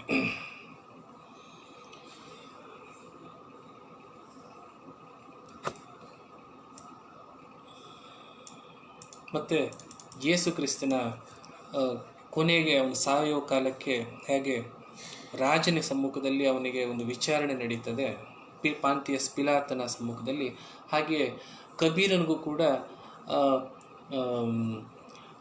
ಸಿಕಂದರ್ ಲೋದಿಯ ಒಂದು ಆಸ್ಥಾನದಲ್ಲಿ ಕರ್ಕೊಂಡು ಬಂದು ನಿಲ್ಲಿಸಿ, ಬೆಳಗ್ಗೆಯಿಂದ ಸಂಜೆವರೆಗೂ ನಿಲ್ಲಿಸಿರ್ತಾರಂತ. ನಿಲ್ಲಿಸಿ ಅವನನ್ನು ಇದು ಮಾಡ್ತಾರಂತೆ, ವಿಚಾರಣೆ ನಡೆಸೋದು. ಈ ರೀತಿ ಬೇಕಾದಷ್ಟು ಆ ರೀತಿಯ ಒಂದು ಸಿಮಿಲಾರಿಟೀಸು ಅವನಲ್ಲಿ ನಾವು ಕಾಣ್ತೀವಿ. ಆಮೇಲೆ ಇನ್ನೊಂದು ಬಹಳ ಮುಖ್ಯವಾಗಿ ನಾನು ಗಮನಿಸಿದಂತೆ, ಇವನೊಬ್ಬ ರೆಬೆಲ್. ನಾನು ಬಿಗಿನಿಂಗಲ್ಲಿ ಹೇಳಿದ್ದೆ, ಕಬೀರು ಒಬ್ಬ ಬಂಡಾಯಗಾರನಾಗಿದ್ದ. ಮತ್ತು ಇವತ್ತಿನ ಕಾಲದಲ್ಲಿ ನಾವು ಏನಾದರೂ ಈ ಹಿಂದೂ ಧರ್ಮದ ಬಗ್ಗೆ ಆಗಲಿ, ಕ್ರಿಶ್ಚಿಯಾನಿಟಿ ಅಥವಾ ಇಸ್ಲಾಮು ಯಾವುದೇ ಧರ್ಮದ ಬಗ್ಗೆ ಹೆಚ್ಚು ಕಮ್ಮಿ ಮಾತಾಡಿದ್ರೆ ಶೂಟ್ ಮಾಡಿಬಿಡ್ತಾರೆ. ಸೊ ಇನ್ನೇನೋ ಒಂದು ಗಲಾಟೆ ಮಾಡ್ತಾರೆ, ಪೊಲೀಸ್ ಸ್ಟೇಷನಿಗೆ ಬೆಂಕಿ ಹಚ್ಚೋದು, ಈ ಥರದ ಬೇಕಾದಷ್ಟು ಅನರ್ಥಕಾರಿ ಆದಂತಹ ಕೆಲಸಗಳನ್ನು ಮಾಡ್ತಾರೆ. ಅಂಥದ್ರಲ್ಲಿ ಇವನಿಗೆ ಅಂಥದ್ದೇನೂ ಆಗಲಿಲ್ವೇ? ಇನ್ಫ್ಯಾಕ್ಟು ಅವಾಗಿನ್ನೂ ಬಹಳ ಫೆನೆಟಿಕ್ ಆಗಿದ್ದರು ಜನ. ಸರ್ಮದ್ ಅನ್ನೋನನ್ನು ದೆಹಲಿಯ ಜಾಮಾ ಮಸೀದಿಯ ಆವರಣದಲ್ಲಿ ಸಾವಿರಾರು ಜನಗಳ ಸಮ್ಮುಖದಲ್ಲಿ ಅವನ ಶಿರಚ್ಛೇದನ ಮಾಡ್ತಾರೆ, ತಲೆ ಕತ್ತರಿಸ್ಬಿಡ್ತಾರೆ. ಮನ್ಸೂರ್ ಅಂತ, ಅಲಿಹಿಲ್ಲಾಜ್ ಮನ್ಸೂರ್ ಅನ್ನೋನಂತೂ ಇನ್ನೂ ಬರ್ಬರವಾಗಿ ನಿಂತಿರೋ ಅವ್ನ ಕಾಲು ಕತ್ತರಿಸ್ಬಿಡ್ತಾರೆ. ಕಾಲು ಕತ್ತರಿಸಿ ಕೆಳಗೆ ಬಿದ್ದಾಗ ಅದೇ ಅವ್ನು ನಮಾಜ್ ಮಾಡ್ತಾನೆ. ಆಮೇಲೆ ಕೈ ಕತ್ತರಿಸ್ತಾರೆ, ಕೈಯಿಂದ ರಕ್ತ ಬಂದಾಗ ಅದರಲ್ಲೇ ವಜೂ ಮಾಡ್ಕೋತಾನೆ ಅವನು. ತಲೆ ಕತ್ತರಿಸ್ತಾರೆ, ಅದೇ ಅವನು ನಮಾಜ್ ಅಂತ ಪ್ರತಿ ಸಲ ನಾನೇ ಅಲ್ಲ ಅಂತ ಹೇಳ್ಕೊಂಡು ಸಾಯ್ತಾನೆ. ಇಂಥದ್ರಲ್ಲಿ ಬರೀ ಅವ್ರು ಏನೂ ಹೇಳಿಲ್ಲ. ಅವರು ಈ ಕಬೀರನನ್ನು ಹೇಗೆ ಬಿಟ್ಟ ಸಿಕಂದರ್ ಲೋಧಿ, ಏನು ಮಾಡಲಿಲ್ವೇ ಅನ್ನುವಂತಹ ಪ್ರಶ್ನೆ ಕೂಡ ವಿದ್ವಾಂಸರು ಕೇಳ್ಕೊಂಡಿದ್ದಾರೆ. ಅಥವಾ ಕಬೀರು ಒಬ್ಬ ಮುಸ್ಲಿಂ ಆಗಿದ್ದರಿಂದ, ಸಿಕಂದರ್ ಲೋಧಿ ಒಬ್ಬ ಮುಸ್ಲಿಂ ಗುರು ಆಗಿದ್ದರಿಂದ, ಸೊ ನಮ್ಮವನೇ ತಾನೇ, ಸ್ವಲ್ಪ ಏನೋ ಒಂದು ತಲೆ ಕೆಟ್ಟಂಗೆ ಮಾತಾಡ್ತಾನೆ, ಬಿಟ್ಬಿಡೋಣ ಅಂತ ಬಿಟ್ಟರೆ ಹಾಗೆ ಅದು ಸಾಧ್ಯವೇ ಇಲ್ಲ. ಯಾಕೆಂದರೆ ಹಾಗೆ ಬಿಡೋದಾಗಿದ್ದರೆ ಮನ್ಸೂರ್ನ ಬಿಡ್ತಾಯಿದ್ರು, ಸರ್ಮದನ್ನು ಬಿಡ್ತಾಯಿದ್ರು. ಅಥವಾ ಇವನೇನು ಅಷ್ಟು ಪ್ರಸಿದ್ಧ ವ್ಯಕ್ತಿ ಅಲ್ವೇ? ಯಾಕೆಂದರೆ ಮನ್ಸೂರ್ ಯಾಕೆಂದರೆ ಜುನ್ನಾಯಿದ್ದ ಶಿಷ್ಯ ಅವನು ಮನ್ಸೂರ್. ಸರ್ಮದ್ದು ಬಹಳ ದೊಡ್ಡ ಔರಂಗಜೇಬನ ತಮ್ಮ ದಾರಾಶಿಕುನ ಗುರು ಅವನು ಸರ್ಮದ್ದು. ಸೊ ಇವನು ಅಂಥ ಒಂದು ಪ್ರಸಿದ್ಧನಾಗಿರಲಿಲ್ಲ, ಹಂಗಾಗಿ ಏನೋ 4 ಜನದ ಮಧ್ಯೆ ಓಡಾಡ್ಕೊಂಡಿದ್ದ ಅಂತ ಬಿಟ್ಟರೆ. ಅಥವಾ ಅವನ ಕಾವ್ಯಶಕ್ತಿಯೇ ಅವನನ್ನು ಕಾಪಾಡುತ್ತೆ. ಈ ಥರದ ಬೇಕಾದಷ್ಟು ಪ್ರಶ್ನೆಗಳು ಇದ್ದಾವೆ. ನನ್ನ ಕೇಳಿದ್ರೆ ಅವನ ಕಾವ್ಯಶಕ್ತಿಯೇ ಅವನನ್ನು ಕಾಪಾಡಿದ್ದು. ಯಾಕೆಂದರೆ ಕಬೀರ್ ಒಂದು ಕಡೆ ಹೇಳ್ತಾನೆ, ನಾನು ಸತ್ಯ ಹೇಳಿದ್ರೆ ನೀವೆಲ್ಲ ನನ್ನನ್ನು ಆಟಾಡಿಸ್ಕೊಂಬಂದು ಹೊಡಿತೀರ ಅಂತ. ಕೇಶವ ಮಳಿಗೆ ಅವ್ರ ಪುಸ್ತಕದಲ್ಲೂ ಆ ಒಂದು ಪದ್ಯದ ಅನುವಾದ ಇದೆ. ಅದರಿಂದ ಇನ್ನೊಂದು ಬಹಳ ಮುಖ್ಯವಾದ್ದು, ಅವನು ಕಾಶಿಯಲ್ಲಿದ್ದವನು. ಕಬೀರ್ ಘಾಟ್ ಅಂತಲೇ ಕಾಶಿಯಲ್ಲಿ ಒಂದು ಜಾಗ ಇದೆಯಂತೆ, ಅಲ್ಲಿ ಕಬೀರ್ನ ಮನೆ ಇದೆ ಅಂತಿತ್ತು, ಗೂಡಿಸ್ಲಿತ್ತು ಅಂತ ಈಗಲೂ ಕೂಡ ತೋರಿಸ್ತಾರೆ. ಕಬೀರ ಕಾಶಿಯವನು. ಬಟ್ ನೋಡಿ ತಮಾಷೆ, ಕಾಶಿ ಬಗ್ಗೆ ಬೇಕಾದಷ್ಟು ಒಂದು ಮೂಢನಂಬಿಕೆ ಇದೆ. ಏನಂದರೆ ಕಾಶಿಯಲ್ಲಿ ಸತ್ತರೆ ಯಾರಾದರೂ ಅವರು ನೇರ ಶಿವನ ಪಾದಕ್ಕೆ ಹೋಗ್ತಾರೆ, ಅವನು ಪುಣ್ಯ ಸಿಗ್ತದೆ. ಅದರಿಂದ ಕಬೀರ್ನಂಥವನು ಅಲ್ಲಿ ಹೋದಾಗ ಅಲ್ಲಿ ಏನಾಗ್ತದೆ, ಅದರ ಮೌಢ್ಯ ಇನ್ನೂ ಜಾಸ್ತಿ ಆಗೋಗ್ತದೆ. ಅದರಿಂದ ಕಬೀರು ಡೆಲಿಬರೇಟ್ಲಿ ಸಾಯೋ ಕಾಲಕ್ಕೆ ಅದನ್ನು ಬಿಟ್ಟು ಮಘಾರ್ ಅಂತ, ಗೋರಖ್ಪುರದ ಹತ್ರ ಮಘಾರ್ ಅಂತ ಒಂದು ಜಾಗ, ಅಲ್ಲಿ ಹೋಗಿ ಸಾಯ್ತಾನಂತೆ. ಕಾಶಿಯಲ್ಲಿ ಸಾಯಲ್ಲ ಅವನು. ಕಾಶಿಯಲ್ಲಿ ಎಲ್ಲರೂ, ಪ್ರಪಂಚದ ಎಲ್ಲ ಜನನೂ ಕಾಶಿಯಲ್ಲಿ ಸಾಯಬೇಕು ಅಂದ್ಕೊಂಡಿದ್ರೆ ಕಬೀರು ಕಾಶಿಯನ್ನು ಬಿಟ್ಟು, ಯಾಕೆಂದರೆ ಟು ಬ್ರೇಕ್ ದಟ್, ಆ ಒಂದು ನಂಬಿಕೆಯನ್ನು ಬ್ರೇಕ್ ಮಾಡುವಂತಹ ಉದ್ದೇಶದಿಂದಲೇ ಅವನು ಅಲ್ಲಿಂದ ಬೇರೆ ಕಡೆ ಹೋದ ಅನ್ನುವಂಥ ಒಂದು ನಂಬಿಕೆ, ಅನ್ನುವಂಥ ಒಂದು ವಿಚಾರ ಕೂಡ ಇದೆ. ಕಬೀರು ಆ ರೀತಿ. ಸೊ ಹೀಗೆ ಕಬೀರು ಒಬ್ಬ ಸೂಫಿ ಸೇಂಟ್. ಆಮೇಲೆ ನೋಡಿ, ಎಲ್ಲ ಪ್ರತಿಷ್ಠಿತ ಧರ್ಮಗಳಲ್ಲೂ ಕೂಡ ಒಂದು ಉಪಧಾರೆ ಇದೆ. ಪ್ರತಿಷ್ಠಿತ ಧರ್ಮಗಳು ನಿರ್ಜೀವವಾದಾಗ ಈ ಧಾರೆಗಳಲ್ಲಿ ಆ ಒಂದು ಜೀವಂತಿಕೆಯ ಸೆಲೆ ನಮಗೆ ಕಾಣಿಸ್ತದೆ. ಬುದ್ಧಿಸಮ್ ಒಂದು ಪ್ರತಿಷ್ಠಿತ ಧರ್ಮ, ಅದರಲ್ಲಿ ಝೆನ್ ಬುದ್ಧಿಸಮ್ಮು ಒಂದು ಉಪಧಾರೆ. ಇಸ್ಲಾಂ ಒಂದು ಪ್ರತಿಷ್ಠಿತ ಧರ್ಮ, ಅದರಲ್ಲಿ ಸೂಫಿ ಒಂದು ಉಪಧಾರೆ. ಯಹೂದಿಗಳದು ಒಂದು ಪ್ರತಿಷ್ಠಿತ ಧರ್ಮ, ಅದರಲ್ಲಿ ಹಸೀದ್ ಪಂಥಿಗಳು ಒಂದು ಉಪಧಾರೆ. ಹಾಗೆ ಹಿಂದೂ ಧರ್ಮ ಒಂದು ಪ್ರತಿಷ್ಠಿತ ಧರ್ಮ, ಅದರಲ್ಲಿ ವೇದಾಂತ, ಇಂಥವು ಯೋಗ, ಇಂಥವು ಒಂದು ಉಪಧಾರೆಗಳದ್ದು ಒಂದು ಈ ಅನುಕೂಲ ಏನಂದರೆ, ನೀವು ಅಲ್ಲಿ ಜಗಳ ಕಾಯ್ಬೋದು, ಸಂವಾದ ನಡೆಸ್ಬೋದು, ಚೀಮಾರಿ ಹಾಕ್ಬೋದು, ಏನು ಬೇಕಾದ್ರೂ ಮಾಡ್ಬೋದು, ಜಗಳ ಏನು ಬೇಕಾದ್ರೂ ಮಾಡ್ಬೋದು, ವಿಮರ್ಶೆ ಮಾಡ್ಬೋದು. ಅಲ್ಲಿ ಸಂವಾದಕ್ಕೆ ಆಸ್ಪದ ಇದೆ. ನೀವು ಸೂಫಿಗಳನ್ನು ಬೇಕಾದರೆ ತರಾಟೆಗೆ ತಗೋಬೋದು. ಅದೇ ಶರೀಯತ್ನ, ಹಸೀದ್ನ, ಕುರಾನ್ನ ತಂಟೆಗೆ ಹೋದರೆ ಅಪಾಯ ಆಗ್ತದೆ. ಅಥವಾ ವೇದಾಂತವನ್ನು, ಉಪನಿಷತ್ತುಗಳಲ್ಲಿ ಹಂಗಿಲ್ಲ ಹಿಂಗಿಲ್ಲ ಅಂತ ನೀವು ಮಾತಾಡ್ಬೋದು. ಬಟ್ ಹಿಂದೂ ಧರ್ಮ ಸರಿ ಇಲ್ಲ ಅಂದ್ಬಿಟ್ಟು ಅಂದರೆ ನಮ್ಮ ಮೇಲೆ ಆಕ್ರಮಣ ನಡೀತದೆ. ಹಾಗೆ ಕ್ರಿಶ್ಚಿಯಾನಿಟಿ, ಹೀಗೆ ಏಕೆಂದರೆ ಅವು ರಾಜಧರ್ಮಗಳು. ಆ ಧರ್ಮದ ಎಸೆನ್ಸು ಪ್ರಜಾಧರ್ಮ, ಜನಗಳ ಧರ್ಮ, ಕಾಮನ್ ಮ್ಯಾನ್ನ ಧರ್ಮ ಈ ಉಪಧಾರೆಗಳು. ಸೊ ಕಬೀರ್ ಅಂಥ ಒಂದು ಉಪಧಾರೆಯಲ್ಲಿ ಇದ್ದಂಥವನು. ಅಲ್ಲಮ ಬಸವಾದಿಗಳು ಕೂಡ ಆ ಕಾಲಕ್ಕೆ ಉಪಧಾರೆ, ಇವತ್ತು ಅದೇ ಪ್ರಧಾನ ಧಾರೆ ಆಗಿವೆ. ಇವತ್ತು ಬಸವಣ್ಣನ ಬಗ್ಗೆ ನಾನು ಆ ರೀತಿ ಮಾತಾಡೋಂಗಿಲ್ಲ. ನಾನು ಎಷ್ಟೋ ಸಲ ಪತ್ರಿಕೆಗಳಿಗೆ ಬರಿತೀನಿ ಬಸವಣ್ಣ ಹೀಗಂದ ಅಂದಾಗ ಸಂಪಾದಕರು ನನಗೆ ಹೇಳ್ತಾರೆ, ನೋಡಿ ಈ ಥರ ಅಂದಿದ್ದೀರಿ, ಬಸವಣ್ಣ ಹೀಗೆ ಅಂದ ಅಂತ ಅನ್ನಬೇಡಿ, ಬಸವಣ್ಣನವರು ಹೀಗೆ ಹೇಳಿದರು ಅಂತ ತಿದ್ದುಕೊಡಿ ಅಂತಲೇ. ಅರೆ ಯಾಕೆ ಹೆಂಗೆ ಅಂತ ಅವರೇ ಹೇಳ್ತಾರೆ, ಇಲ್ಲಪ್ಪ ಈಗ ಭಾಳ ಅಸಹಿಷ್ಣುತೆ ಜಾಸ್ತಿಯಾಗಿದೆ. ಅಸಹಿಷ್ಣುತೆ ಅಂದರೆ ಮಾತನಾಡೋರಲ್ಲಿ ಅಸಹಿಷ್ಣುತೆ ಮಾತ್ರ ಅಲ್ಲ, ಮಾತನ್ನು ಕೇಳಿಸ್ಕೊಳ್ಳೋರಲ್ಲೂ ಕೂಡ ಅಸಹಿಷ್ಣುತೆ. ಅದು ಹೆಂಗೆ ಕನಕದಾಸ ಅನ್ನಬಾರ್ದು ಕನಕದಾಸರು ಅನ್ನಬೇಕು ಅನ್ನುವಂಥ ಹೊಸ ಪಾಠವನ್ನು ಇವತ್ತು ಪತ್ರಿಕೆಗಳವರು ನಮ್ಮಂಥ ಲೇಖಕರಿಗೆ ಹೇಳ್ಕೊಡೋಂಥ ಪರಿಸ್ಥಿತಿ ಉಂಟಾಗಿದೆ. ಬಟ್ ಕಬೀರ್ನಂಥವ್ರು ನಮ್ಗೆ ಯಾತಕ್ಕೆ ಮುಖ್ಯ ಅಂದರೆ so that we can have A dialogue. ಧರ್ಮದ ಕುರಿತಾಗಿ ಇದ್ರ ಕುರಿತಾಗಿ ಚರ್ಚೆ ಮಾಡಲಿಕ್ಕೆ ಕಬೀರ್ನಂಥವ್ರ ಜೊತೆಗಿದ್ದಾಗ ನಮಗೆ ಸಾಧ್ಯ ಆಗ್ತದೆ. ಕಬೀರನ ಒಂದು ಮಾತುಗಳನ್ನು ಬೀಜಕ ಅಂತ ಕರೀತಾರೆ. ಬೀಜಕ್ಸ್ ಆಫ್ ಕಬೀರ್ ಅಂತಲೇ ಪುಸ್ತಕ ಇದೆ. ಬೀಜಕ್ ಅಂದರೆ ಒಂದು ಬೀಜ ಇದ್ದಾಗ. ಈಗ ಝೆನ್ ಹೈಕುಗಳಲ್ಲಿ ಕೋಆನ್ ಅಂತಾರೆ, ನಮ್ಮ ವಚನಗಳಲ್ಲಿ ಬೆಳಗಿನ ವಚನ ಅಂತಾರೆ. ಆ ರೀತಿ ಬೀಜಕ್ ಅಂತಾರೆ. ಬೀಜ ತನ್ನಲ್ಲಿ ತಾನೇ ಪರಿಪೂರ್ಣ ಅಲ್ಲ, ಅದು ನೆಲದೊಳಗಡೆ ಹೋಗಿ ಒಂದು ಮೊಳಕೆ ಬಂದಾಗ ಅದು ಪರಿಪೂರ್ಣ ಆಗ್ತದೆ. ಹಾಗೆ ಬೀಜಕ ಕೂಡ ಕಬೀರ ಸುಮ್ಮನೆ ಎಂಟರ್ಟೈನ್ಮೆಂಟ್ಗೋಸ್ಕರ ಏನೋ ತಮ್ಮ ಮಜಾ ಮಾಡಿಕೊಳ್ಳಿ ಆ ಒಂದು ಉದ್ದೇಶಕ್ಕೆ ಅವನು ಸಾಲುಗಳನ್ನು ಬರೆದಿದ್ದು, ಬೀಜಕಗಳನ್ನು ಬರೆದಿದ್ದಲ್ಲ. ಅದನ್ನು ಅಂತರಂಗದಲ್ಲಿಟ್ಟು ಧ್ಯಾನ ಮಾಡಿದಾಗ ಅದೇ ಬೀಜ ರೂಪದಲ್ಲಿ, ಅದು ದೇವನೂರು ಮಹಾದೇವನ ಪ್ರಸಿದ್ಧವಾದ ಮಾತಿದೆಯಲ್ಲ, ನೆಲಕ್ಕೆ ಹಾಕಿದ ಬೀಜ ಎದೆಗೆ ಬಿದ್ದ ಅಕ್ಷರ ಅಂತ. ಸೊ ಆ ಬೀಜಕ ಅನ್ನೋದು ನಮ್ಮ ಅಂತರಂಗದಲ್ಲಿ ಹೋಗಿ ಅದು ನಮ್ಮ ಅಂತರಂಗದಲ್ಲಿ ಪರಿವರ್ತನೆ ಮಾಡಲಿಕ್ಕೆ ಸಾಧ್ಯವಾಗೋದಾದರೆ ಅದು ಬೀಜಾಕ್ಷರ. ಕಬೀರ ಆ ಥರದ ಬೀಜಾಕ್ಷರಗಳನ್ನು ನಮ್ಮ ಅಂತರಂಗವನ್ನು ಆಮೂಲಾಗ್ರವಾಗಿ ಪರಿವರ್ತಿಸಬಲ್ಲಂತಹ ಒಂದು ಒಂದು ಒಂದು ಇದನ್ನು ಅವನು ಮಾಡಿಕೊಟ್ರು. ಅದಕ್ಕೆ ಆ ಒಂದು ಉದ್ದೇಶಕ್ಕಾಗಿ ನಾವು ಕಬೀರನನ್ನು ಓದಬೇಕಾಗ್ತದೆ. ಇಲ್ಲೇ ಹೋದರೆ ಸುಮ್ಮನೆ ಆ ರೀತಿ ಬರೆಯೋದಿದ್ರೆ ಕಬೀರ ನಾವು ಓದೋ ಅವಶ್ಯಕತೆಯೇ ಇಲ್ಲ. ಸುಮ್ಮನೆ ಏನೋ ಒಂದು ಅಕಾಡೆಮಿಕ್ ಚರ್ಚೆ ಮಾಡಲಿಕ್ಕಾಗಿ, ಏನೋ ಒಂದು ತಮಾಷೆಗೋಸ್ಕರ, ಟೈಮ್ ಪಾಸ್ಗೋಸ್ಕರ ಅಂತ ಆಗೋಗ್ತದೆ. ಮತ್ತು ಕೊನೆಯದಾಗಿ ಒಂದು ಮಾತು ಹೇಳಿ ಮಾತು ಮುಗಿಸ್ತೀನಿ. ಏನಂದರೆ, ಈ ಮಾತನ್ನು ಈ ಪುಸ್ತಕ ಬಿಡುಗಡೆ ಸಮಾರಂಭದಲ್ಲೂ ನಾನು ಹೇಳಿದ್ದೆ. ಕಬೀರ ಭಾರತೀಯ ಪರಂಪರೆಯ ಅತ್ಯಂತ ಆಧಾರಭೂತವಾದಂತಹ ನಂಬಿಕೆಗಳನ್ನು ಪ್ರಶ್ನಿಸಿದವನು. ಏಕೆಂದರೆ ನಮ್ಮಲ್ಲಿ ಎರಡು ನಂಬಿಕೆ ಇದೆ ಪ್ರಧಾನವಾಗಿ. ಒಂದು ಕರ್ಮ ಸಿದ್ಧಾಂತ, ಇನ್ನೊಂದು ಸಂಕಲ್ಪ ಶಕ್ತಿ. ಕರ್ಮ ಸಿದ್ಧಾಂತ ಮತ್ತು ಸಂಕಲ್ಪ ಶಕ್ತಿ ಎರಡು. ಒಂದು ಕರ್ಮ ಸಿದ್ಧಾಂತ ಅಂದ್ರೆ ಅರ್ಥ, ಏನು ಮಾಡಿದ್ರೂ ಅದು ನಮಗೆ ವಾಪಸ್ ಬರ್ತದೆ, ನಾವು ಮಾಡೋದೆಲ್ಲವೂ ಕೂಡ ಅದು ತನ್ನದೇ ಆದಂತಹ ಒಂದು ಪರಿಣಾಮವನ್ನು, ಪ್ರತಿಕ್ರಿಯೆಯನ್ನು ಉಂಟು ಮಾಡ್ತದೆ, ಒಂದು ಕರ್ಮ ಸಿದ್ಧಾಂತ. ಸಂಕಲ್ಪ ಶಕ್ತಿ ಅನ್ನೋದು ಜಸ್ಟ್ ಆಪೋಸಿಟ್. ನಾನು ಏನು ಮಾಡಬೇಕು ಅನ್ನೋದನ್ನು, ಅದು ಫ್ರೀ ವಿಲ್ ಆ್ಯಂಡ್ ಡಿಟರ್ಮಿನೇಷನ್ ಅಂತ ಇಂಗ್ಲೀಷ್ನಲ್ಲಿ ಅದನ್ನು ಹೇಳೋದಾದರೆ. ಕಬೀರ ಈ ಎರಡೂ ಸಿದ್ಧಾಂತವನ್ನು ನಿರಾಕರಿಸಿದವನು. ಏಕೆಂದರೆ ಕಬೀರನಲ್ಲಿ ಈ ಎರಡೂ ಸಿದ್ಧಾಂತದ ಮೂಲ ಬೇರುಗಳು ಅಹಮಿಕೆಯಲ್ಲಿದೆ.